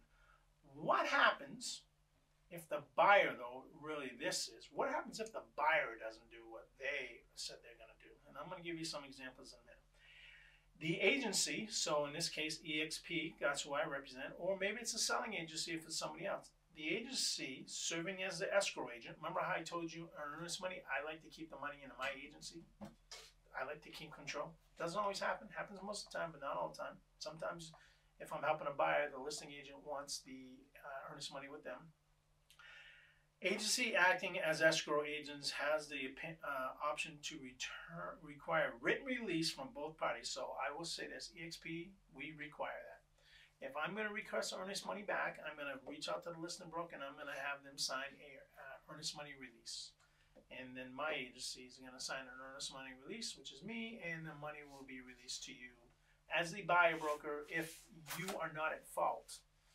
And there's a problem with the house, the due diligence period or the appraisal, whatever, you're not at fault, we get the earnest money released and it comes back to you. Generally, not a problem. Happens when it happens, if I say. It happens 95% of the time when it happens. I'm not saying every time it happens. What I guess I'm saying is earnest money should never have to be returned because normally a deal goes through. But if a deal doesn't go through for whatever reason, and it's no fault of the buyer, no fault of the seller, generally never a problem with the earnest money being given back to you. Some buyers say, no, just keep the earnest money and I'll apply it to the next house. Okay.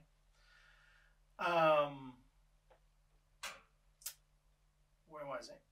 Agency acting as escrow agent, in this example, if it was EXP Realty, because we're holding your earnest money, has the option to require written release from both parties and dispersing the earnest money to either buyer or seller. I already told you we do that.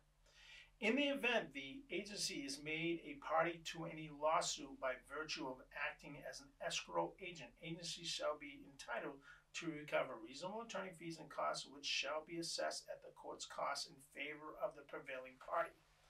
All that means, guys, is if you have to go to court to get your money back and you're found to be in the wrong,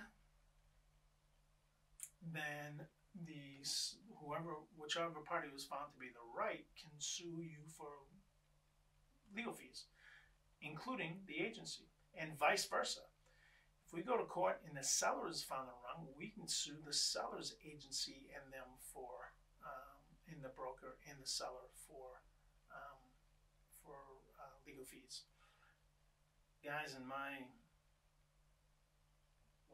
2013, 11 years as a practicing agent, as a practicing realtor, and in my 20-something years of buying and selling homes, flipping homes, not being a broker, even buying my own homes and selling my own homes, never had it happen. But just giving you a let know, it could happen. So, how could you be at fault? Well, I've had this happen. Horrible story, but it happened. Had a buyer, house under contract, went through the inspection period, no problem. Went through the appraisal period, no problem.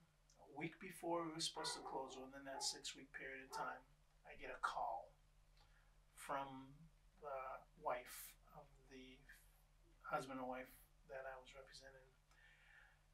And apparently there was a problem. The husband got kicked out of the house. It was the domestic issue. They agreed right then and there they were going to file for divorce.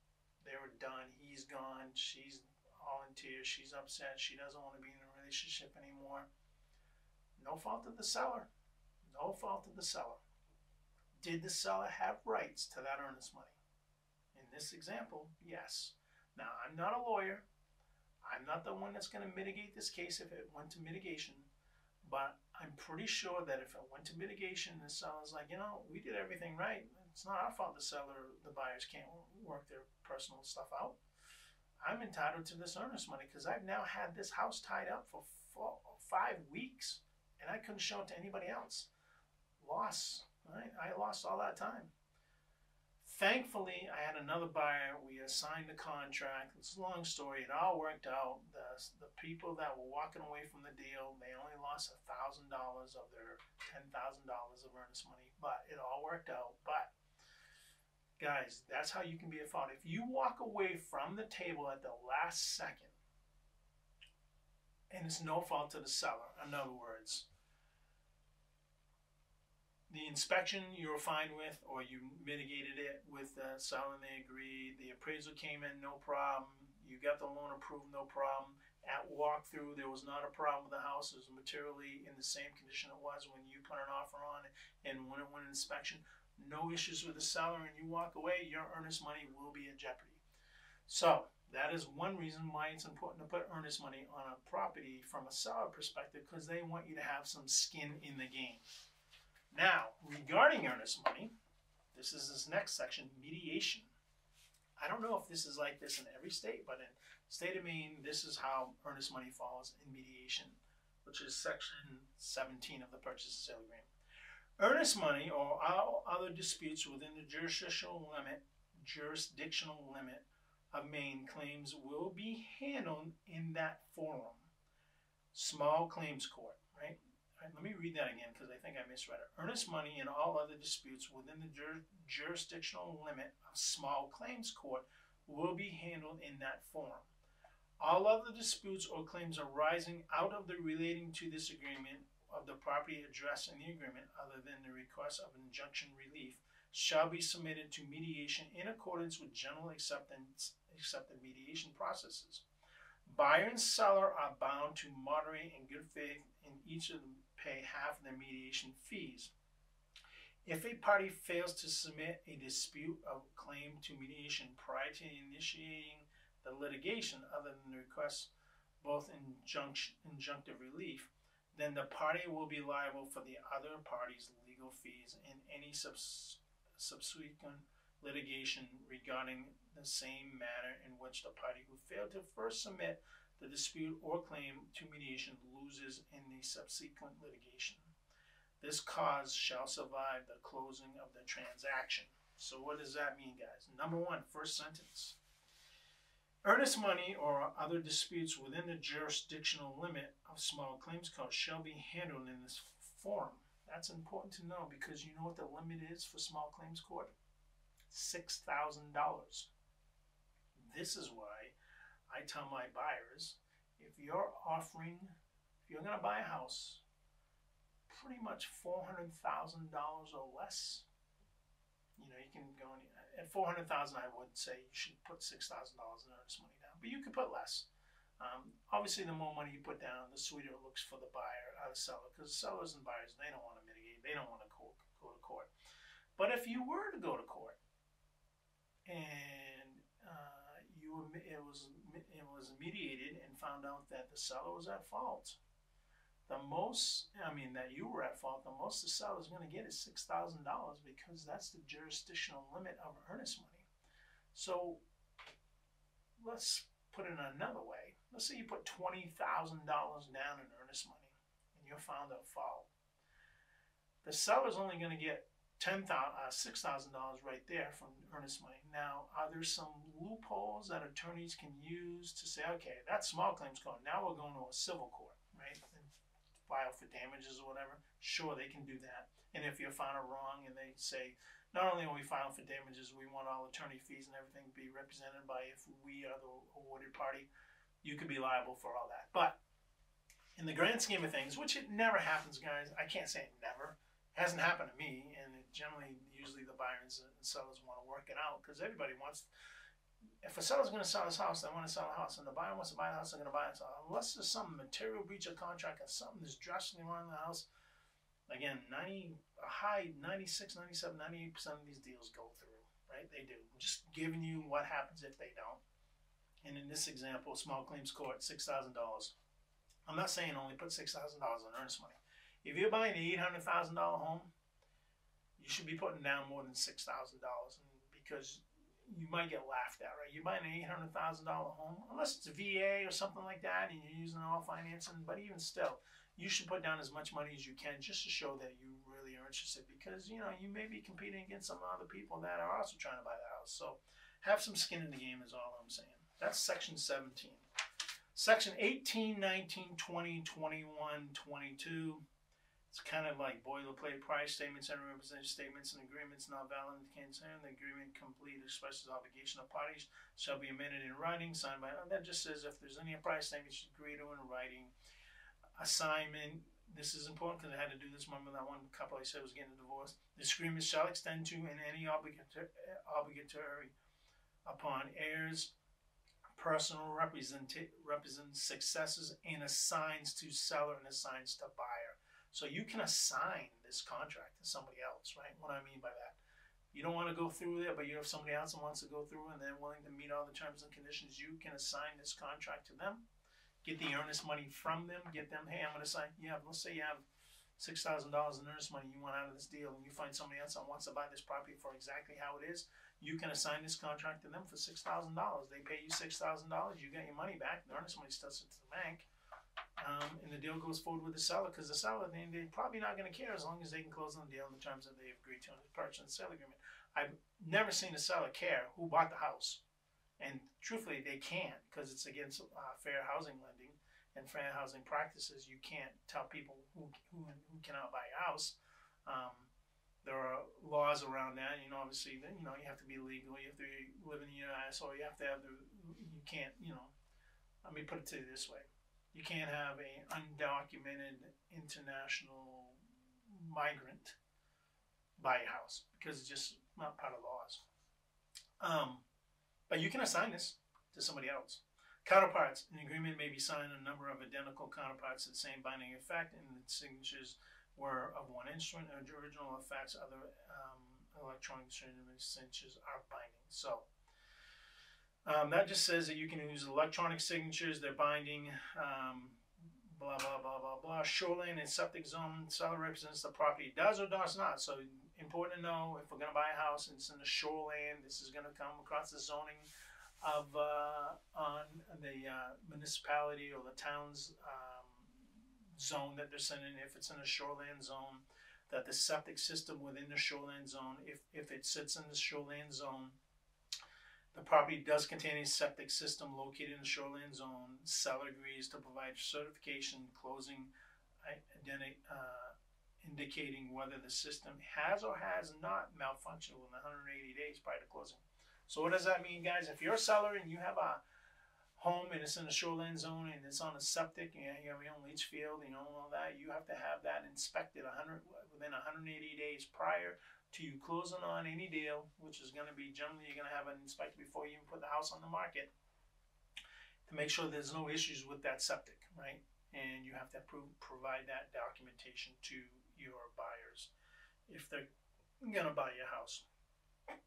We all know that from a buy agency because we go to the city or the town or codes or whatever municipality, and we make sure that it's either is or not. And if it is, then we go to the broker and say we need a document showing that the shoreline zone septic system is in perfect operational order because it's in this zone. Notice, any notice, communication, section 22, any notice of communication or document delivery requirements herein may be satisfied by providing a required notice, communication, or documentation to the former parties and their licensees. Only withdrawals or offers or withdrawals of counteroffers shall be effective upon communication verbally or in writing. Not a big deal, it's just notice and communications. This is important too, guys. People ask me business days, all that, and it talks about effective business days. This agreement is binding contract when the last party signing has caused a paper or electronic copy of fully executed agreement to be delivered to the party, which shall be the effective date. So who signs the deal last on these? It's generally the seller. So you're going to submit an offer, you're going to have your signatures in, the seller's going to review it. If they like the deal, if they counter or whatever, they like everything, they're going to sign it. And then on page 1, guys, in the upper right hand corner where it says effective date, that's where we're going to put the date. That's the date of the contract. That's the official start date of the contract. However, it says right here, except for expressly set forth in the contract, the use of the term days in this agreement, including all addenda made a part of it, shall mean business days defined as excluding, and I talked about this earlier, right? Holidays, Saturdays, Sundays, and any observed Maine, state, or federal holidays. Deadlines to this agreement, including all addenda expressed as within X days, shall be counted from the effective date unless other starting date is expressly set forth, beginning the first day after the effective date. So what does that mean? You sign this contract at, like my prior buyer, right? We signed this contract at 7:30 on a, what was it, Thursday, I think it was? Maybe it was a Tuesday, I can't remember what the day of the week was.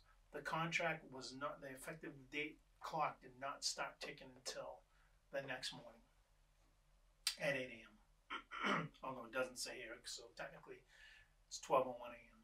the next day.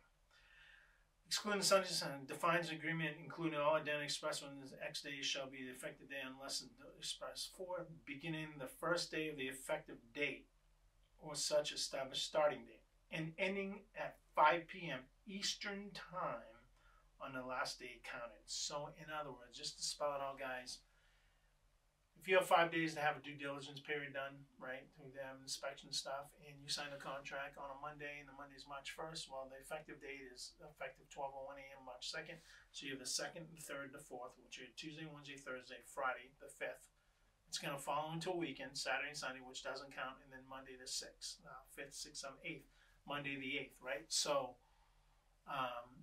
if you're going to have a due diligence, you're going to test something, everything has to be to the seller by Monday at 5 p.m. on the 8th, because according to this, that's the business days, and that's what we agreed to in terms of how many business days we needed to do the due diligence period. Or it could be anything, right? Just due diligence in this example. So that's that. Confidentiality, buyer and seller authorize the disclosure of information herein to real estate licensees, attorneys, lenders, appraisers, inspectors, investigators, and other involved in transaction necessary. For the purpose of closing this transaction, buyer and seller authorize the lender and or closing agent preparing the closing document and settlement statement to release a copy of closing disclosures and settlement to both parties licensed prior to and at closing. What that's just saying, guys, is everybody gets a copy of the document, so everything's on the up and up. It's all legal. You can see everything, and you're authorizing, you're consenting to let that happen. Section 25, addenda, lead paint, yes or no, other, yes or no, explain. So, if you buy a house prior to 1978, it potentially could have lead paint. So, the listing broker must disclose that the house, if it's prior to 1978, will give you a lead paint addenda. Lead paint addenda should be yes. Other, they may provide other documentation. Most of the time they don't, and explain. Lead paint houses built in 1950 may have lead paint. Okay, fine. That lead paint addenda I'm going to get into in a minute in another section, but that lead paint addenda gives the right to the buyer beyond the due diligence period, let's say 5 to 7 days to have an inspection, gives the right to the buyer 10 days to do an assessment on the lead paint. And if the lead paint comes back unsatisfactory, the buyer can walk away and get their earnest money back. Now, I will tell you this, guys. Unless you're going to have kids eating flaking paint off windowsills and stuff, most sellers aren't going to agree to go into contract with you if you act or adopt the 10-day assessment. You can do it, but most sellers are going to say, no, I'm just going to let somebody else, because most people, lead paint is very dangerous if you eat and stuff. You know, if it's still exposed, most homeowners have mitigated lead paint. They don't remove it. A way to mitigate lead paint, you could remove it, or you can just paint over it, right? If you paint over it or whatever, you're mitigating it, it's not exposed. Obviously, flaking, cracking, all that can be a problem if it's a problem, but most people mitigate the lead paint. They've painted over it. There may be lead paint on the house since 1978, but it's not exposed. You could have a test come, and you could have somebody with a camera and measures the layers and how thick, how much lead paint is there, and if there's anything in front of it. I had to do this for a building. I had a lead paint foundation. It was a child care center. Found out that there was no lead paint, even though the state was going to make me mitigate the lead paint. What they were pulling up was the lead rebar, the rebar within the cement blocks. That's how powerful the machine was. There was no lead paint on the foundation. They pulled up the lead that came out of the rebar that was buried in the middle of the foundation, which I guess was done back because part of the daycare center was built in like the early 1900s, and the second part was built more like in 1980s or later. But crazy stuff, guys, crazy stuff. I'm just saying that you have the right to have an assessment done at your expense of lead paint for 10 days, and if you don't like it, you can walk away. And then 26 other conditions. I want to talk about this real quick. Anything you can do to help get a property purchase and sale agreement included. Here's a tip that I use. Again, might be giving away some of my tricks. Maybe not. Maybe people already know this, other brokers, but I like to write here in other conditions, especially if you're going to have a due diligence period and you're going to challenge things, right? I want the seller to know that as a buyer, you're not going to challenge everything, because you're not going to nitpick them, right? They don't have time for that. They don't want you to say, oh, you know what? You got some vinyl flooring, and one of the pieces in the vinyl flooring is not in the seam correctly, and therefore I'm getting out of this contract, right? They don't want to do that, right? They will just not accept the purchase and sale agreement and keep the house on the market, or accept another one, right? So what I like to do in this section, and every deal is different, but most of my buyers agree with me on this, is I like to put other conditions, and this is regarding the due diligence. I like to write something to the line that the buyers will not object to any findings in the inspection due diligence period time frame that do not add up to $5,000 per incident or greater.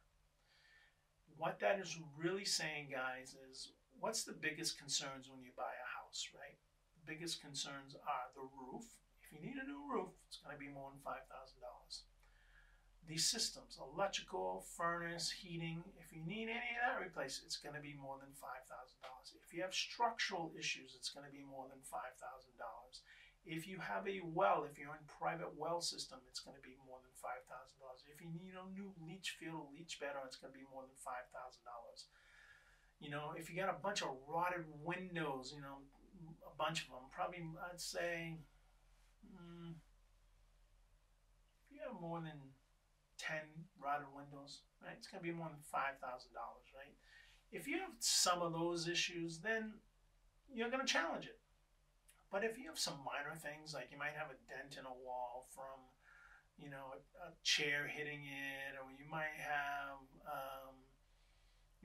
some baseboard heaters that are rusty looking, need to be painted or replaced, or you might have, you know, something that's just not that minor. You might have a light fixture that's not working, or you might have something that you're not going to challenge everything, because the more you challenge, the more you try to just get everything perfect, the harder it is for you to buy a house. It really is. And I'm going to say this to you guys again, no house is perfect.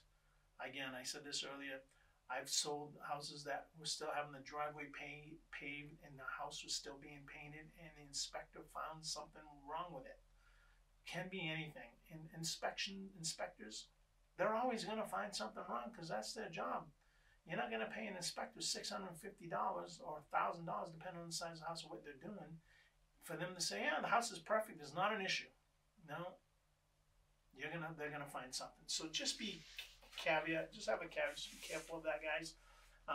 The due diligence period is to protect you, but if you challenge every nitpicky thing, the chances of you actually getting a house under contract is going to be slim to none, because there are so many buyers out there in the state of Maine. And as you go upscale and higher end houses, there's less competition. But the starting home prices, you know, the $400,000 to $500,000 starting home prices, first time home buyers and all that, there's like 10 buyers for every one house there. And actually, if interest rates continue to come down or start coming down more, I know they've gone up and down, they're kind of doing this right now, you're only creating more competition for yourself, because there'll be more buyers coming into the market. Some of them are waiting for interest rates. I think it's a mistake, because you're going to create more competition. General Chapter 27, a copy of this agreement is received by all parties, and signature receipt of the copy is hereby. So it just says that all parties get this. B, selling notice, state of Maine law requires buyers in property owned by non-residential sellers to hold a prepayment of capital gains tax unless it's waived to obtain the seller in the state of Maine. So I have out-of-state buyers, I have out-of-state sellers, I should say. Every time they sell, I sell a property for them. 2.5% has to be set aside of that property to potentially go to their taxes back in April, unless they get a waiver from the state of Maine. So that's what section B is saying. C, buyer and seller acknowledge on their Maine property taxes is legal responsibility of the person who owned the property on April 1st. We talked about this before, right? Even if the property is sold before that payment is due, if any part of the tax is not paid when due, the lien will be filed in the same name of the owner as of April 1st, which could have a negative impact on the credit rating. Buyer and seller shall agree at closing to their respective obligations regarding actual payment of taxes in closing. Buyer and seller should make, under the understanding obligation, agree to the closing that may happen and taxes not paid as agreed. So, remember I said you can't lien you if your seller didn't pay can't lien your house if the seller didn't pay the back taxes. That's true. They can lien the prior seller and their assets, or them personally. Generally, you're going to know this at closing, because the title company knows what has been paid. They talk to the municipality and find out, or the town, determine what's been paid, determine what's been owed. They either withhold it on the settlement statement, or they credit it if they've paid more and they should get it back to the seller on the settlement statement. But either way, and if they withhold it, then they send that money to the municipality, therefore making your obligation effective the day you buy, not the day you buy it, the day you take ownership, which we've already established is at 12:01 a.m. the day after closing.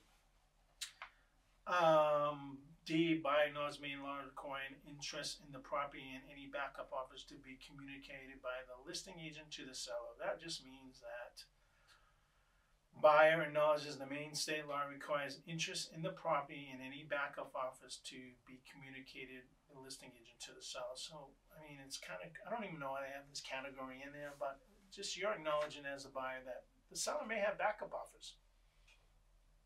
And the listing agent has the right to tell the seller they have backup offers, even if they're under contract. E, whenever the agreement provides for earnest money to be returned or released, agency acting as the escrow agent may comply with the Maine Real Estate Commission rules, which may require written notices to obtain written release of both parties. That's kind of a duplicate cause E into the same as, I think it's 16. Default of earnest money, yeah.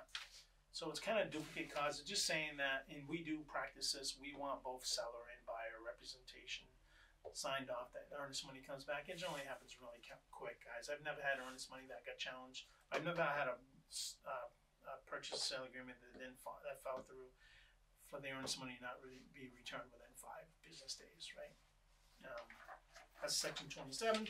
Section 28, electronic signatures. This is kind of the Bill Clinton Act, right? Electronic signatures are provided, and honestly, thank God they are, because everything is now done by DocuSign or DocuForms, where I can send everything electronically to you via my DocuSign account. You can sign it online.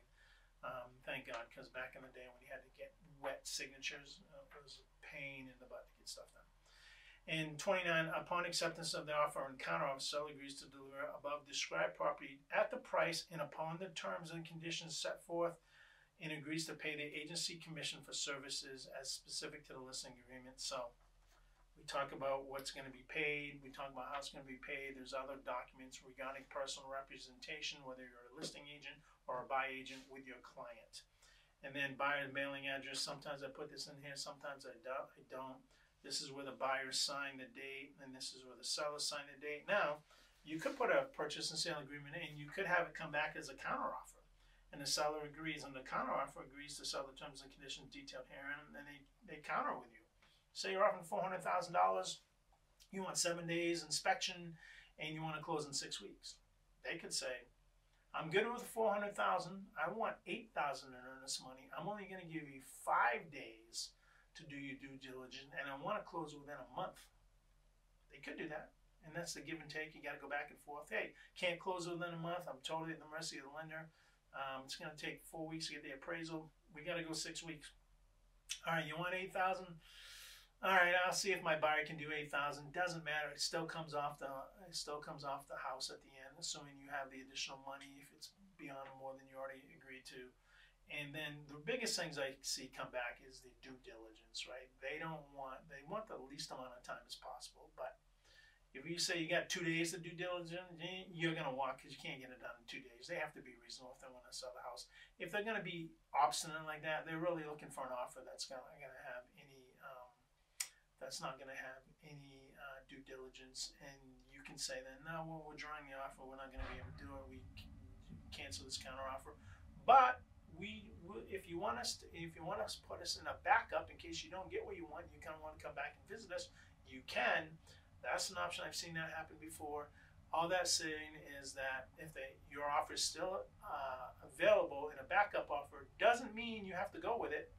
When you, as a buyer, you can continue to look for other houses, and if you find one you don't like it, you send a document saying, yeah, we're withdrawing this offer from a backup offer. Even if you find another house and you're not on the contract and you come back to the seller and the seller's like, I want to look at your offer now, you can say, no, I've decided to change my mind, I've moved on, thank you anyways, remove it. So it really doesn't hurt to be in a backup position. It doesn't prevent you from doing anything in terms of looking for other houses or buying other houses. It just gives you another option in case, if you are in a backup offer, the deal they originally accepted wasn't accepted, got canceled, something happened, or if your deal got canceled because you weren't willing to agree to their counter offer, and it goes back. And then obviously they can come back with an extension. Hey, I need more time. I'm reviewing multiple offers. I need more time. You can say yes or no. No. And same with the seller. You can say, I need more time to close this deal if you're a buyer, right? it's going to take another 2 weeks because, I don't know, the lender's behind or whatever. You can always do extensions one way or the other. So, guys, in general, that's a purchase and sale agreement. I know there's a lot there to uncover. I'll leave a link to this document so you can look at it yourself. So that's just section 4, making an offer, right? Understanding the offering. I've kind of gone through that. What happens when you get a counter offer, right? What happens when you get a counter offer? You can accept it, you can agree to it, you can counter back, you can go back and forth, right? What happens if the offer is rejected? Well, then it's rejected. They should let you know that it's rejected and you can move on. You can actually sweeten the deal, come back, hey, call your broker, say, listen, this offer is just, what's it going to take to win the deal, right? The buyer, the seller broker may say, there's nothing you can do. We're already in the contract with somebody else.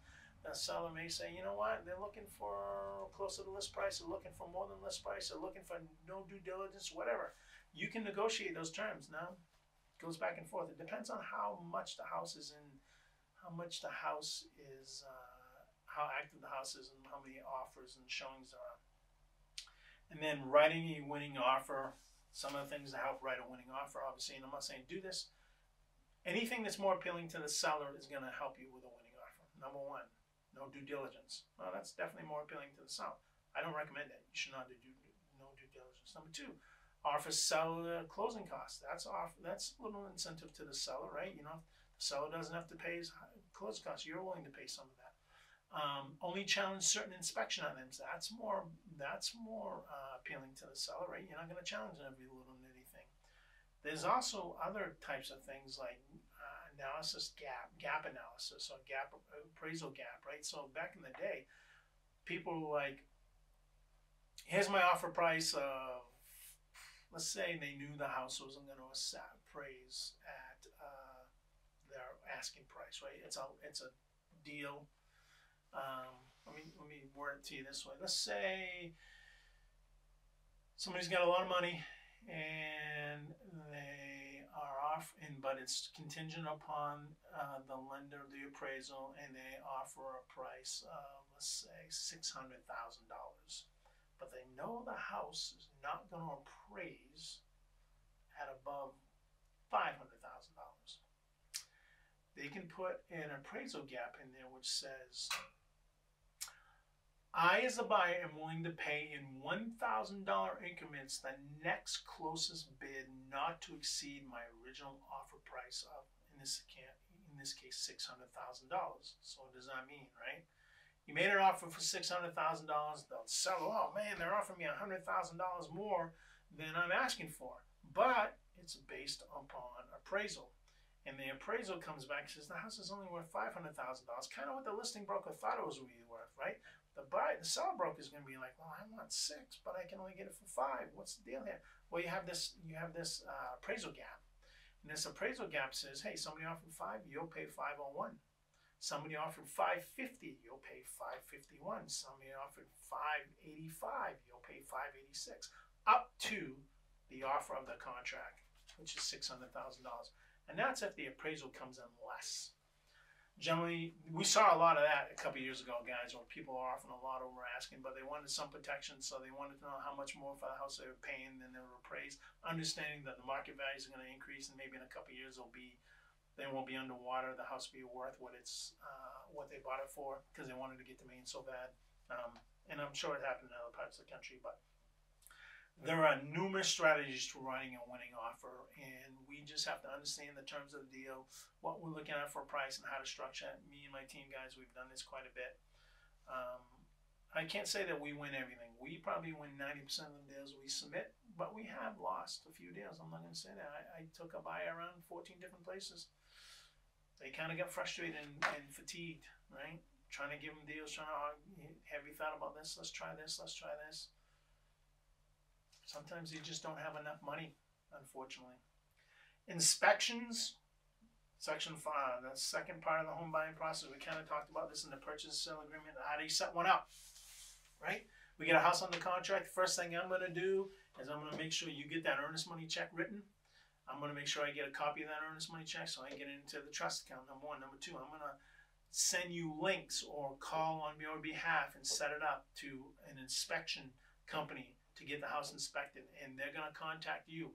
a lot of these things are all done online. You know, they're going to contact you. They're going to ask you for a credit card. They're going to say, these are the inspections I want. Here's some of the inspections I recommend that you have.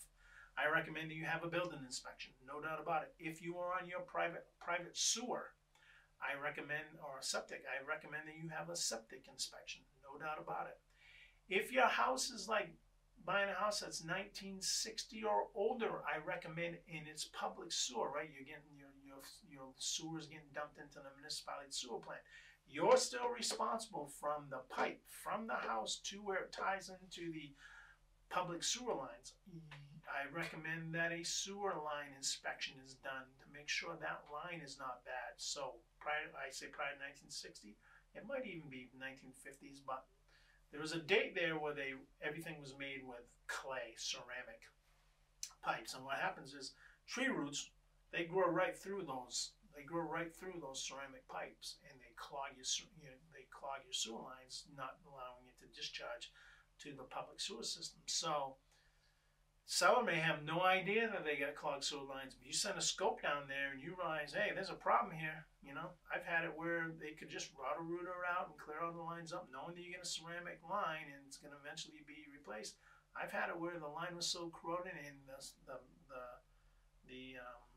the tree roots had eaten part of the ceramic line so much that the whole line needed to be replaced. That's going to be more than $5 grand because you got to dig it all up and replace it. And depending on how far you got to go, it can be pretty expensive. So definitely recommend you get a sewer line inspection if you are in a house that's older than like 1960. And definitely recommend you get a leach field septic inspection if you're buying something on a private septic.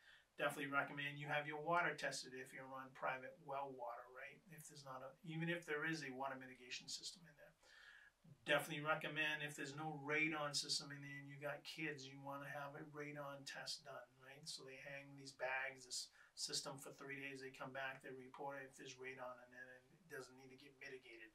Now that would probably fall under $5,000 because you got to put a pipe in the ground underneath your foundation and it vents out. And there's a fan in there that kind of just sucks the air, sucks the radon out of the cement, out of the bottom of the foundation where the radon is coming from.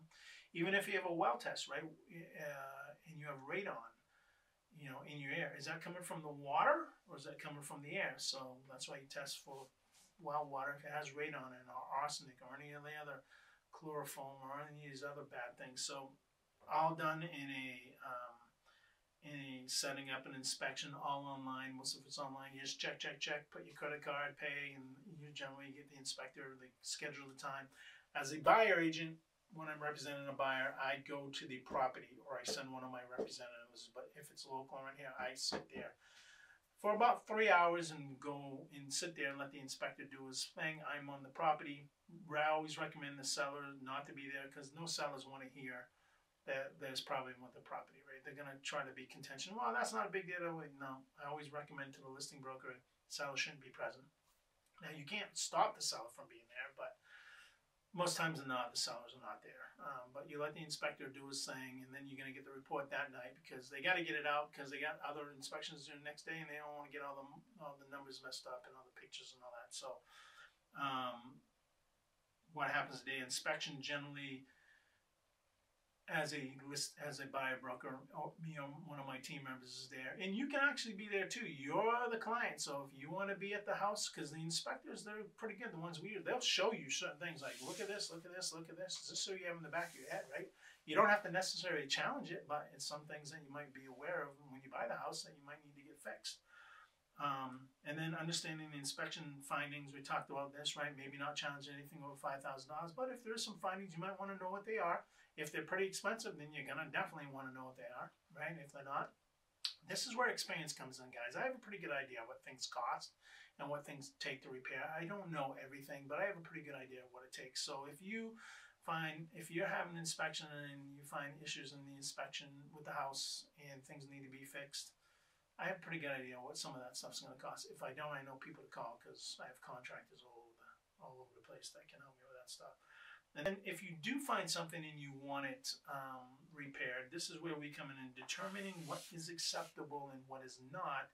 And I talked about this, writing an investigation contingency amendment saying you want the seller to fix these things, right? And you have to do that within the due diligence period, and the seller has to get back to you within the due diligence period. You put the seller on notice. If they don't get back to you within the due diligence period, thinking that they can let the due diligence period lapse and therefore they're out of that 5 or 7 days, whatever they agreed to, and you can't come back to them, then it doesn't work that way, guys. As soon as you put them on notice, they have to respond, and it's another out that you can get your earnest money back if they don't. Most sellers, it's just 50-50. Do you get everything you want all the time?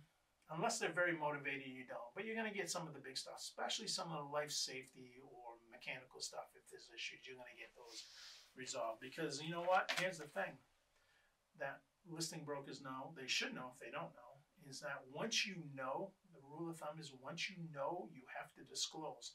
So let's say you go through the inspection, you find these pretty big issues that are a problem.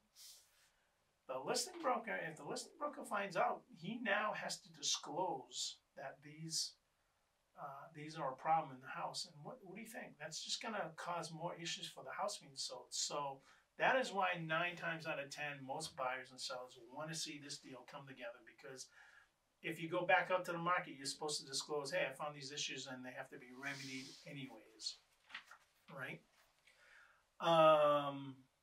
So some buyers of the inspections, some sellers can be like, you know, I'm not going to fix it, but what if I give you $10,000 off? Is that acceptable to you, right? I had this with a leach field, right? I had a leach field that was bad, and the seller came back and said, you know what if I give you $10,000 for this leach field? I went to my buyer and I said, no, you'd be crazy if you did. That's a $17,000 to $20,000 leach field replacement. The listing broker, oh, I've had these done for $10,000, not that big a deal, blah, blah, blah, blah, blah, blah, blah. Like, we're done, we're out. Sure enough, they went to get the leach field inspections, $24,000. They came back to us after we were looking at other houses, and they said, you know what, would you be interested in buying this house if we fix the leach field? My buyers really loved the house, and they wanted the house. They just wanted the leach field, and they weren't going to accept 10 grand. Came back around, fixed the leach field, got the documentation, everything's flows good, bought the house. Can happen. Inspections. You know, you can get compensated, so you're just not going to know. And this is where a good broker is going to help you guys. A good broker isn't just a sales guy, and a good broker isn't just understanding the Maine laws. We kind of got to all understand that. If we don't, we got to have access to lawyers and attorneys that know that. A good broker is going to, with experience, is going to know houses that they bought, houses that they've seen, what to expect, what to look for here.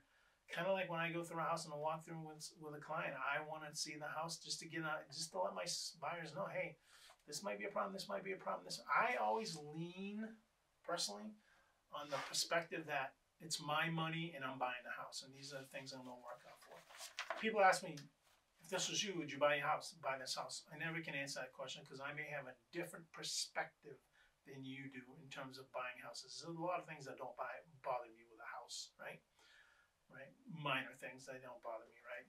Roof needs to be replaced. I might ask for some allowance there, gutters, whatever.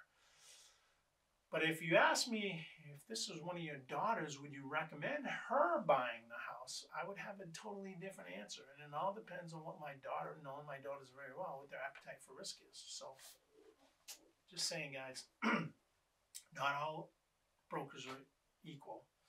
Some of them have more experience than others. Some of them have a lot more experience than others. And some of them know what to look for. Some of them are just trying to get your deal done so they can move on to the next one. There are some good brokers out there. I'm not here to throw the broker industry, the realtor industry, the real estate industry under the bus. There are some pretty good brokers out there. I'm not going to deny it. There's some good ones that know what they're doing. I enjoy working with them. I think they enjoy working with me. But not all brokers are equal. And you really got to understand what you're buying or what you're hiring. So, number 6, appraisal. So you're in the home buying process. You've got the pre-approval. You got the finding of the properties. You reviewed the property. You went through the property. You made an offer. You went through the inspections. Everything's going good. Now you have an appraisal, and the appraisal shows up. The lender's has hired an appraiser. The appraiser gives you a date. They're going to show up, and the appraisal's due. So there's 2 things. The appraiser's going to call the listing broker, not me or not somebody representing the buyer. They're going to call the listing broker saying, hey, I got this appraiser. I've accepted this appraisal. I'm going to come out on X date, and I'm going to do the appraisal. Is that okay with you? Yes. The listing broker should go with the appraiser, because the appraiser is going to tell the listing broker right then and there, is this house going to appraise or not? And if not, why?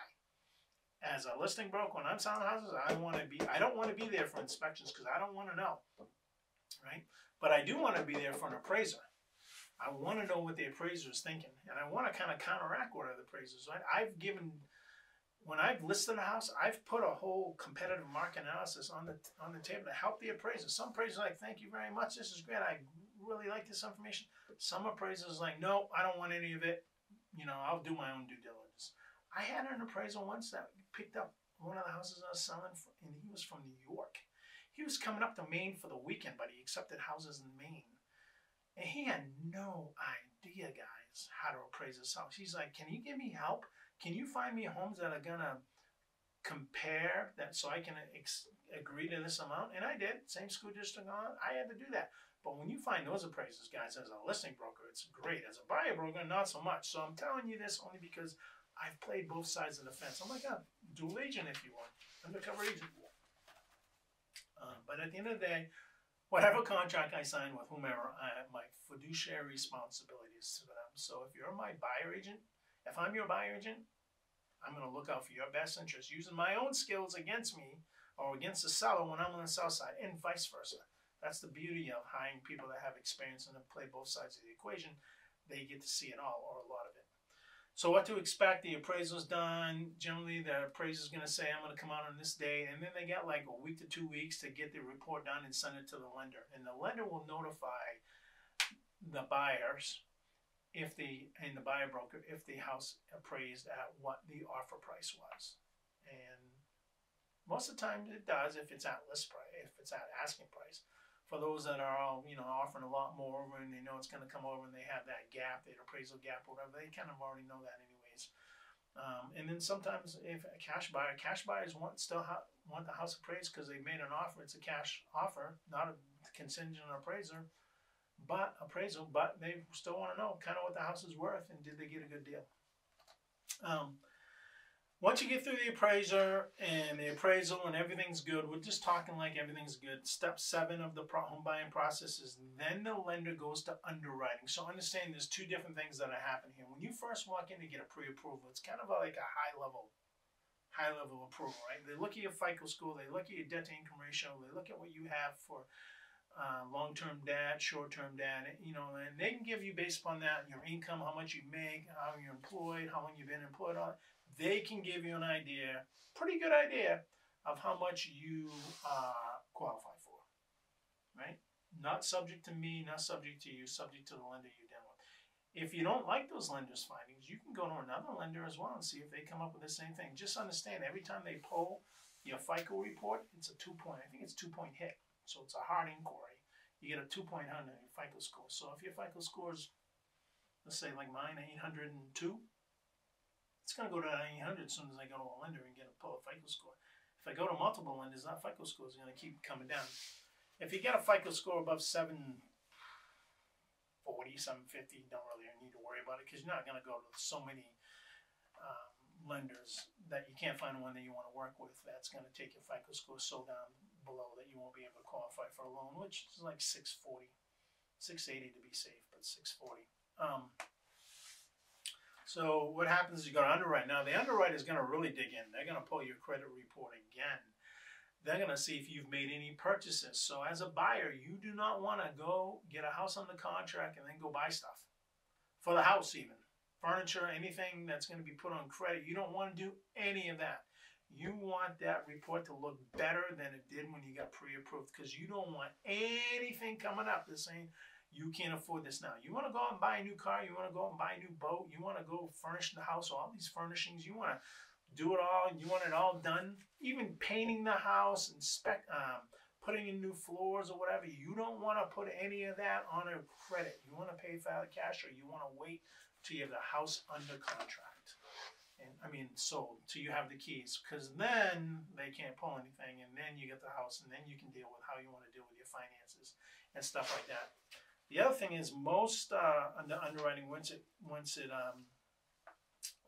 done and you get approved, right? Then they're going to agree to the closing date. So in the purchase and sale agreement, under Chapter 7, title and closing, we put that date in there. It's generally 6 weeks.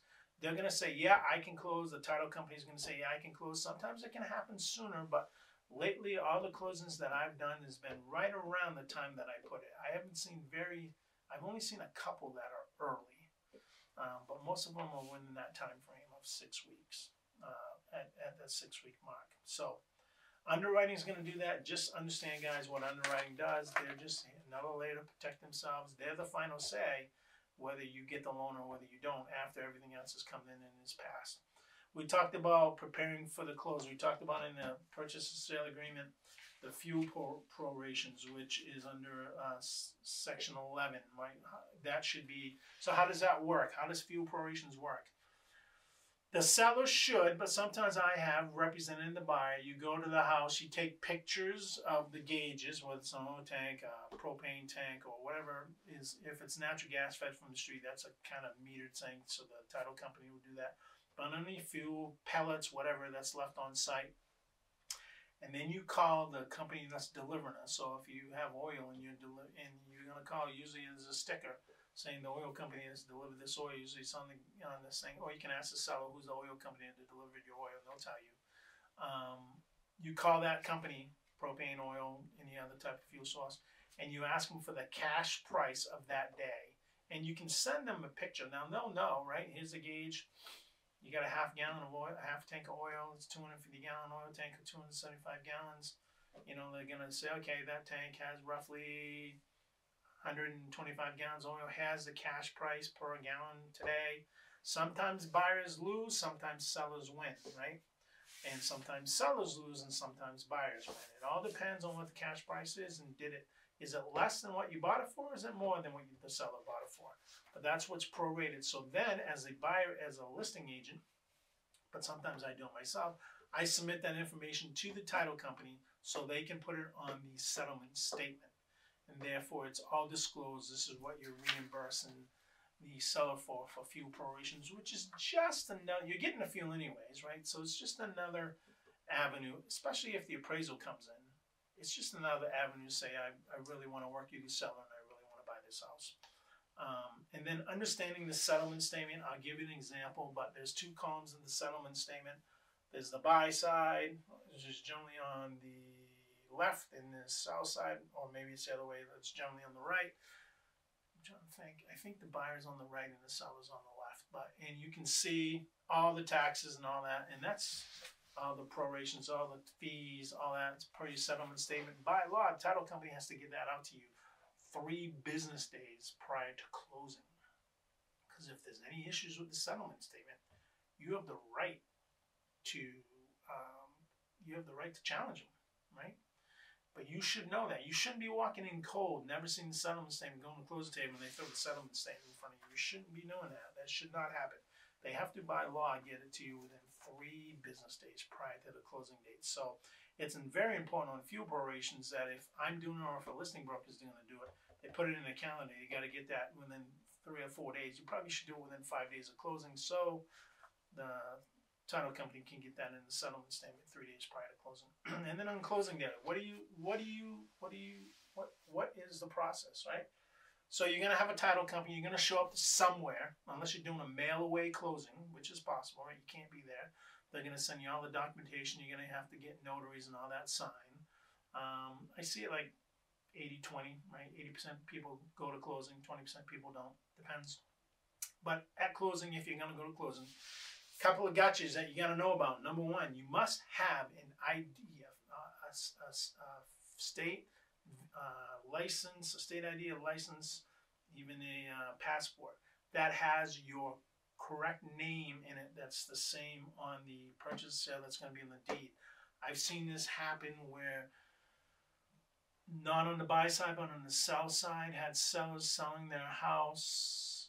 The deed showed the wife's maiden name. She changed her name to, she got remarried, had the house, changed her name to her married name. The license and the deed do not match. Can be a problem. Same if you're a buyer. You're going to buy a house and you're not married yet, or you're engaged, you haven't get married yet, you're closing in your house on the deed shows that you signed it as your married name, although you haven't changed your license or any ID yet. Going to be a problem, right? They have to match. So make sure that you have the form of ID must have the correct name on it. I see that mostly with the female side of our species, not the male sides, obviously. But I've never seen a male change his name and not show up and show up at a closing. Understand what you're signing. I did a video on HELOCs versus closed-ended versus open-ended loans, and you might get a little depressed when you realize on a 30-year note how much you're paying for that house if you take 30 years to pay it off based on the current interest rate. But that's all in. You're going to sign, as a buyer, you're going to sign a lot of documents, You want to review the new deed. The first thing I ask when I'm on the closing table is I ask the closing agent, can you give me a copy of the deed? I can't tell you how many times I've seen deeds wrong by the closing agent. I've seen the wrong address. I've seen misspellings of the names on the deed.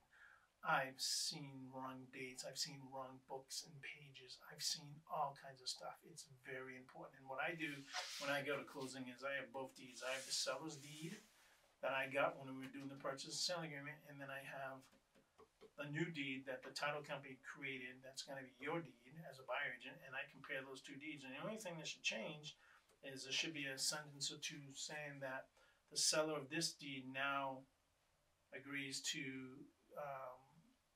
give your name and stuff, the new deed and the new book and page number. But I've seen them wrong. So you want to make sure the deed is correct. You want to make sure, I believe, that you should have title insurance to protect you in case something comes up with the title that's after the settlement, after your closing, that may have come up after 40 years. They only have to go back 40 years, and maybe 45, but they only have to go back a certain period of time. And if you're buying an older house, there could be encumbrances that were not found. It doesn't really happen that much, but just it's important to have title insurance. It's peace of mind, if nothing else. I don't make any money off title insurance. I'm just saying, for me, if I was buying a selling house, I want title insurance just in case.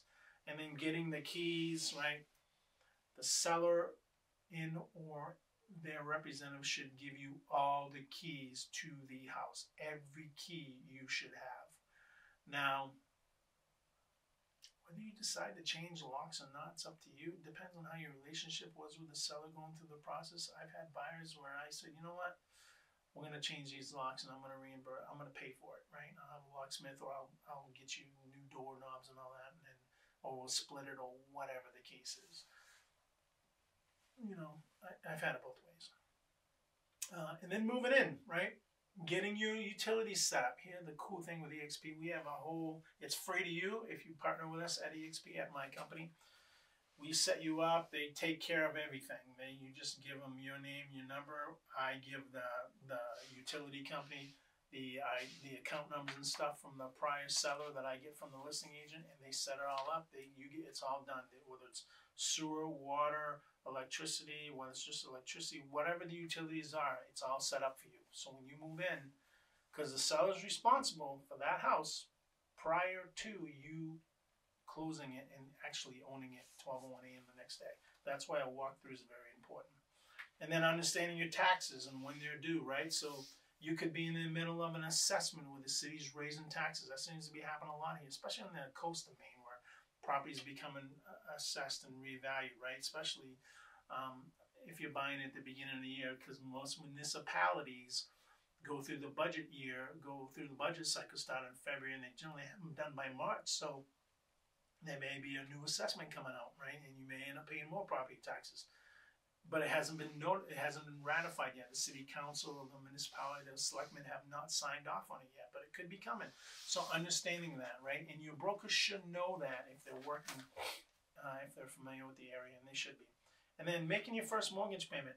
So you're still going to pay the amount of mortgages that you're going to pay, but you might have a little grace period, right? So here we are in March, right?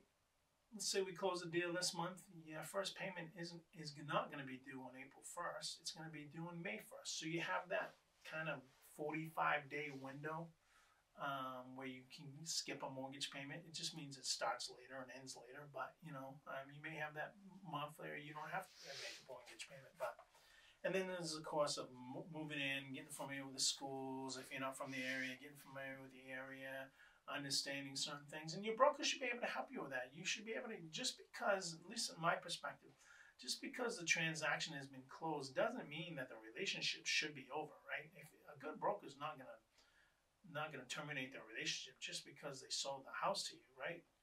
Unless you don't want to maintain a relationship because you didn't have a good experience with them. But in general, a good broker is going to stay in touch with you, right? They're going to keep you apprised of certain things, right? You can lean on them. They're a member of the community or the area, right?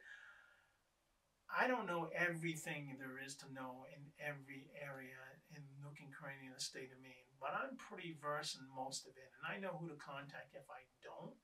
But if I'm going to sell your house, I'm going to know pretty much things that are going on. And if you call me to reach out for information or advice or whatever, I'm going to try to find that information for you, because I believe once you're a client, you're a client. And while I had a transaction with you, maybe there'll be a transaction down the future. Maybe you'll have some trade that I'll know in the future. Maybe, we'll become best golf buddies, and, you never know how people connect and people meet. So, guys, that is the buying process for buying a house in Maine. I'm going to put all these documents. In for you to access. I'm going to give you an example of what a pre-approval letter looks like. I'm going to give you an example of what a search criteria looks like. I'm going to give you an example of like a property disclosure is, or a survey. I'll give you an example of a CMA, competitive market analysis, just to determine if the house is priced right, if you're going to make an offer. I'm going to give you an example of this purchase and sale agreement, although I'm going to leave it blank just so you can look at it. I'm going to give you an example of what is investigation contingency amendment, and if you're challenging some inspection items. And then I'll give you an example of a settlement statement, right? What a settlement statement looks like. I hope this information was helpful, guys. I know it's a long video. I just find that as a broker in Maine, and maybe I'm different, maybe I'm a lot like others, I don't know, maybe you've seen other video channels. I just think the more information you have and the more knowledgeable you are and the more you can relate to me and what I try to do and how I operate, the more you'll feel comfortable if you're moving to Maine and you want to buy a home in Maine. And I haven't done much on the selling side yet, guys, but same with selling, guys. If you're looking to sell here in the state of Maine, give me a call, send me a text, send me a comment, reach out to me and my team here at Live Life in Maine. We do this all the time, and that's our job. I do this full time. I don't do anything else. Real estate is my full-time job. And my wife doesn't want it to be my full-time job because she thinks I work too much, but I'm passionate about it. It's not just about the transaction for me. It's about the homes. It's about the people. It's about finding the right homes. I just love the process. I love houses. And I also learned this a long time ago.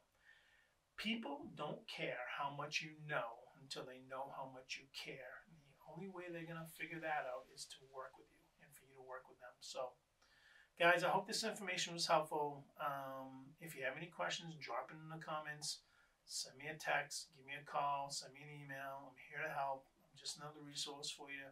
If you want information on something else, let me know. I've gotten requests now from property taxes around the state school systems. I'm going to do that in my next episode. I'm going to kind of merge them two together, the different school systems and how they rate in the state of Maine, and kind of the taxes and where the high taxes are and where the lower taxes are around the state of Maine. I've also been asked to do condominiums. So everything I've done is single family homes. I'm also going to do a video on condominiums.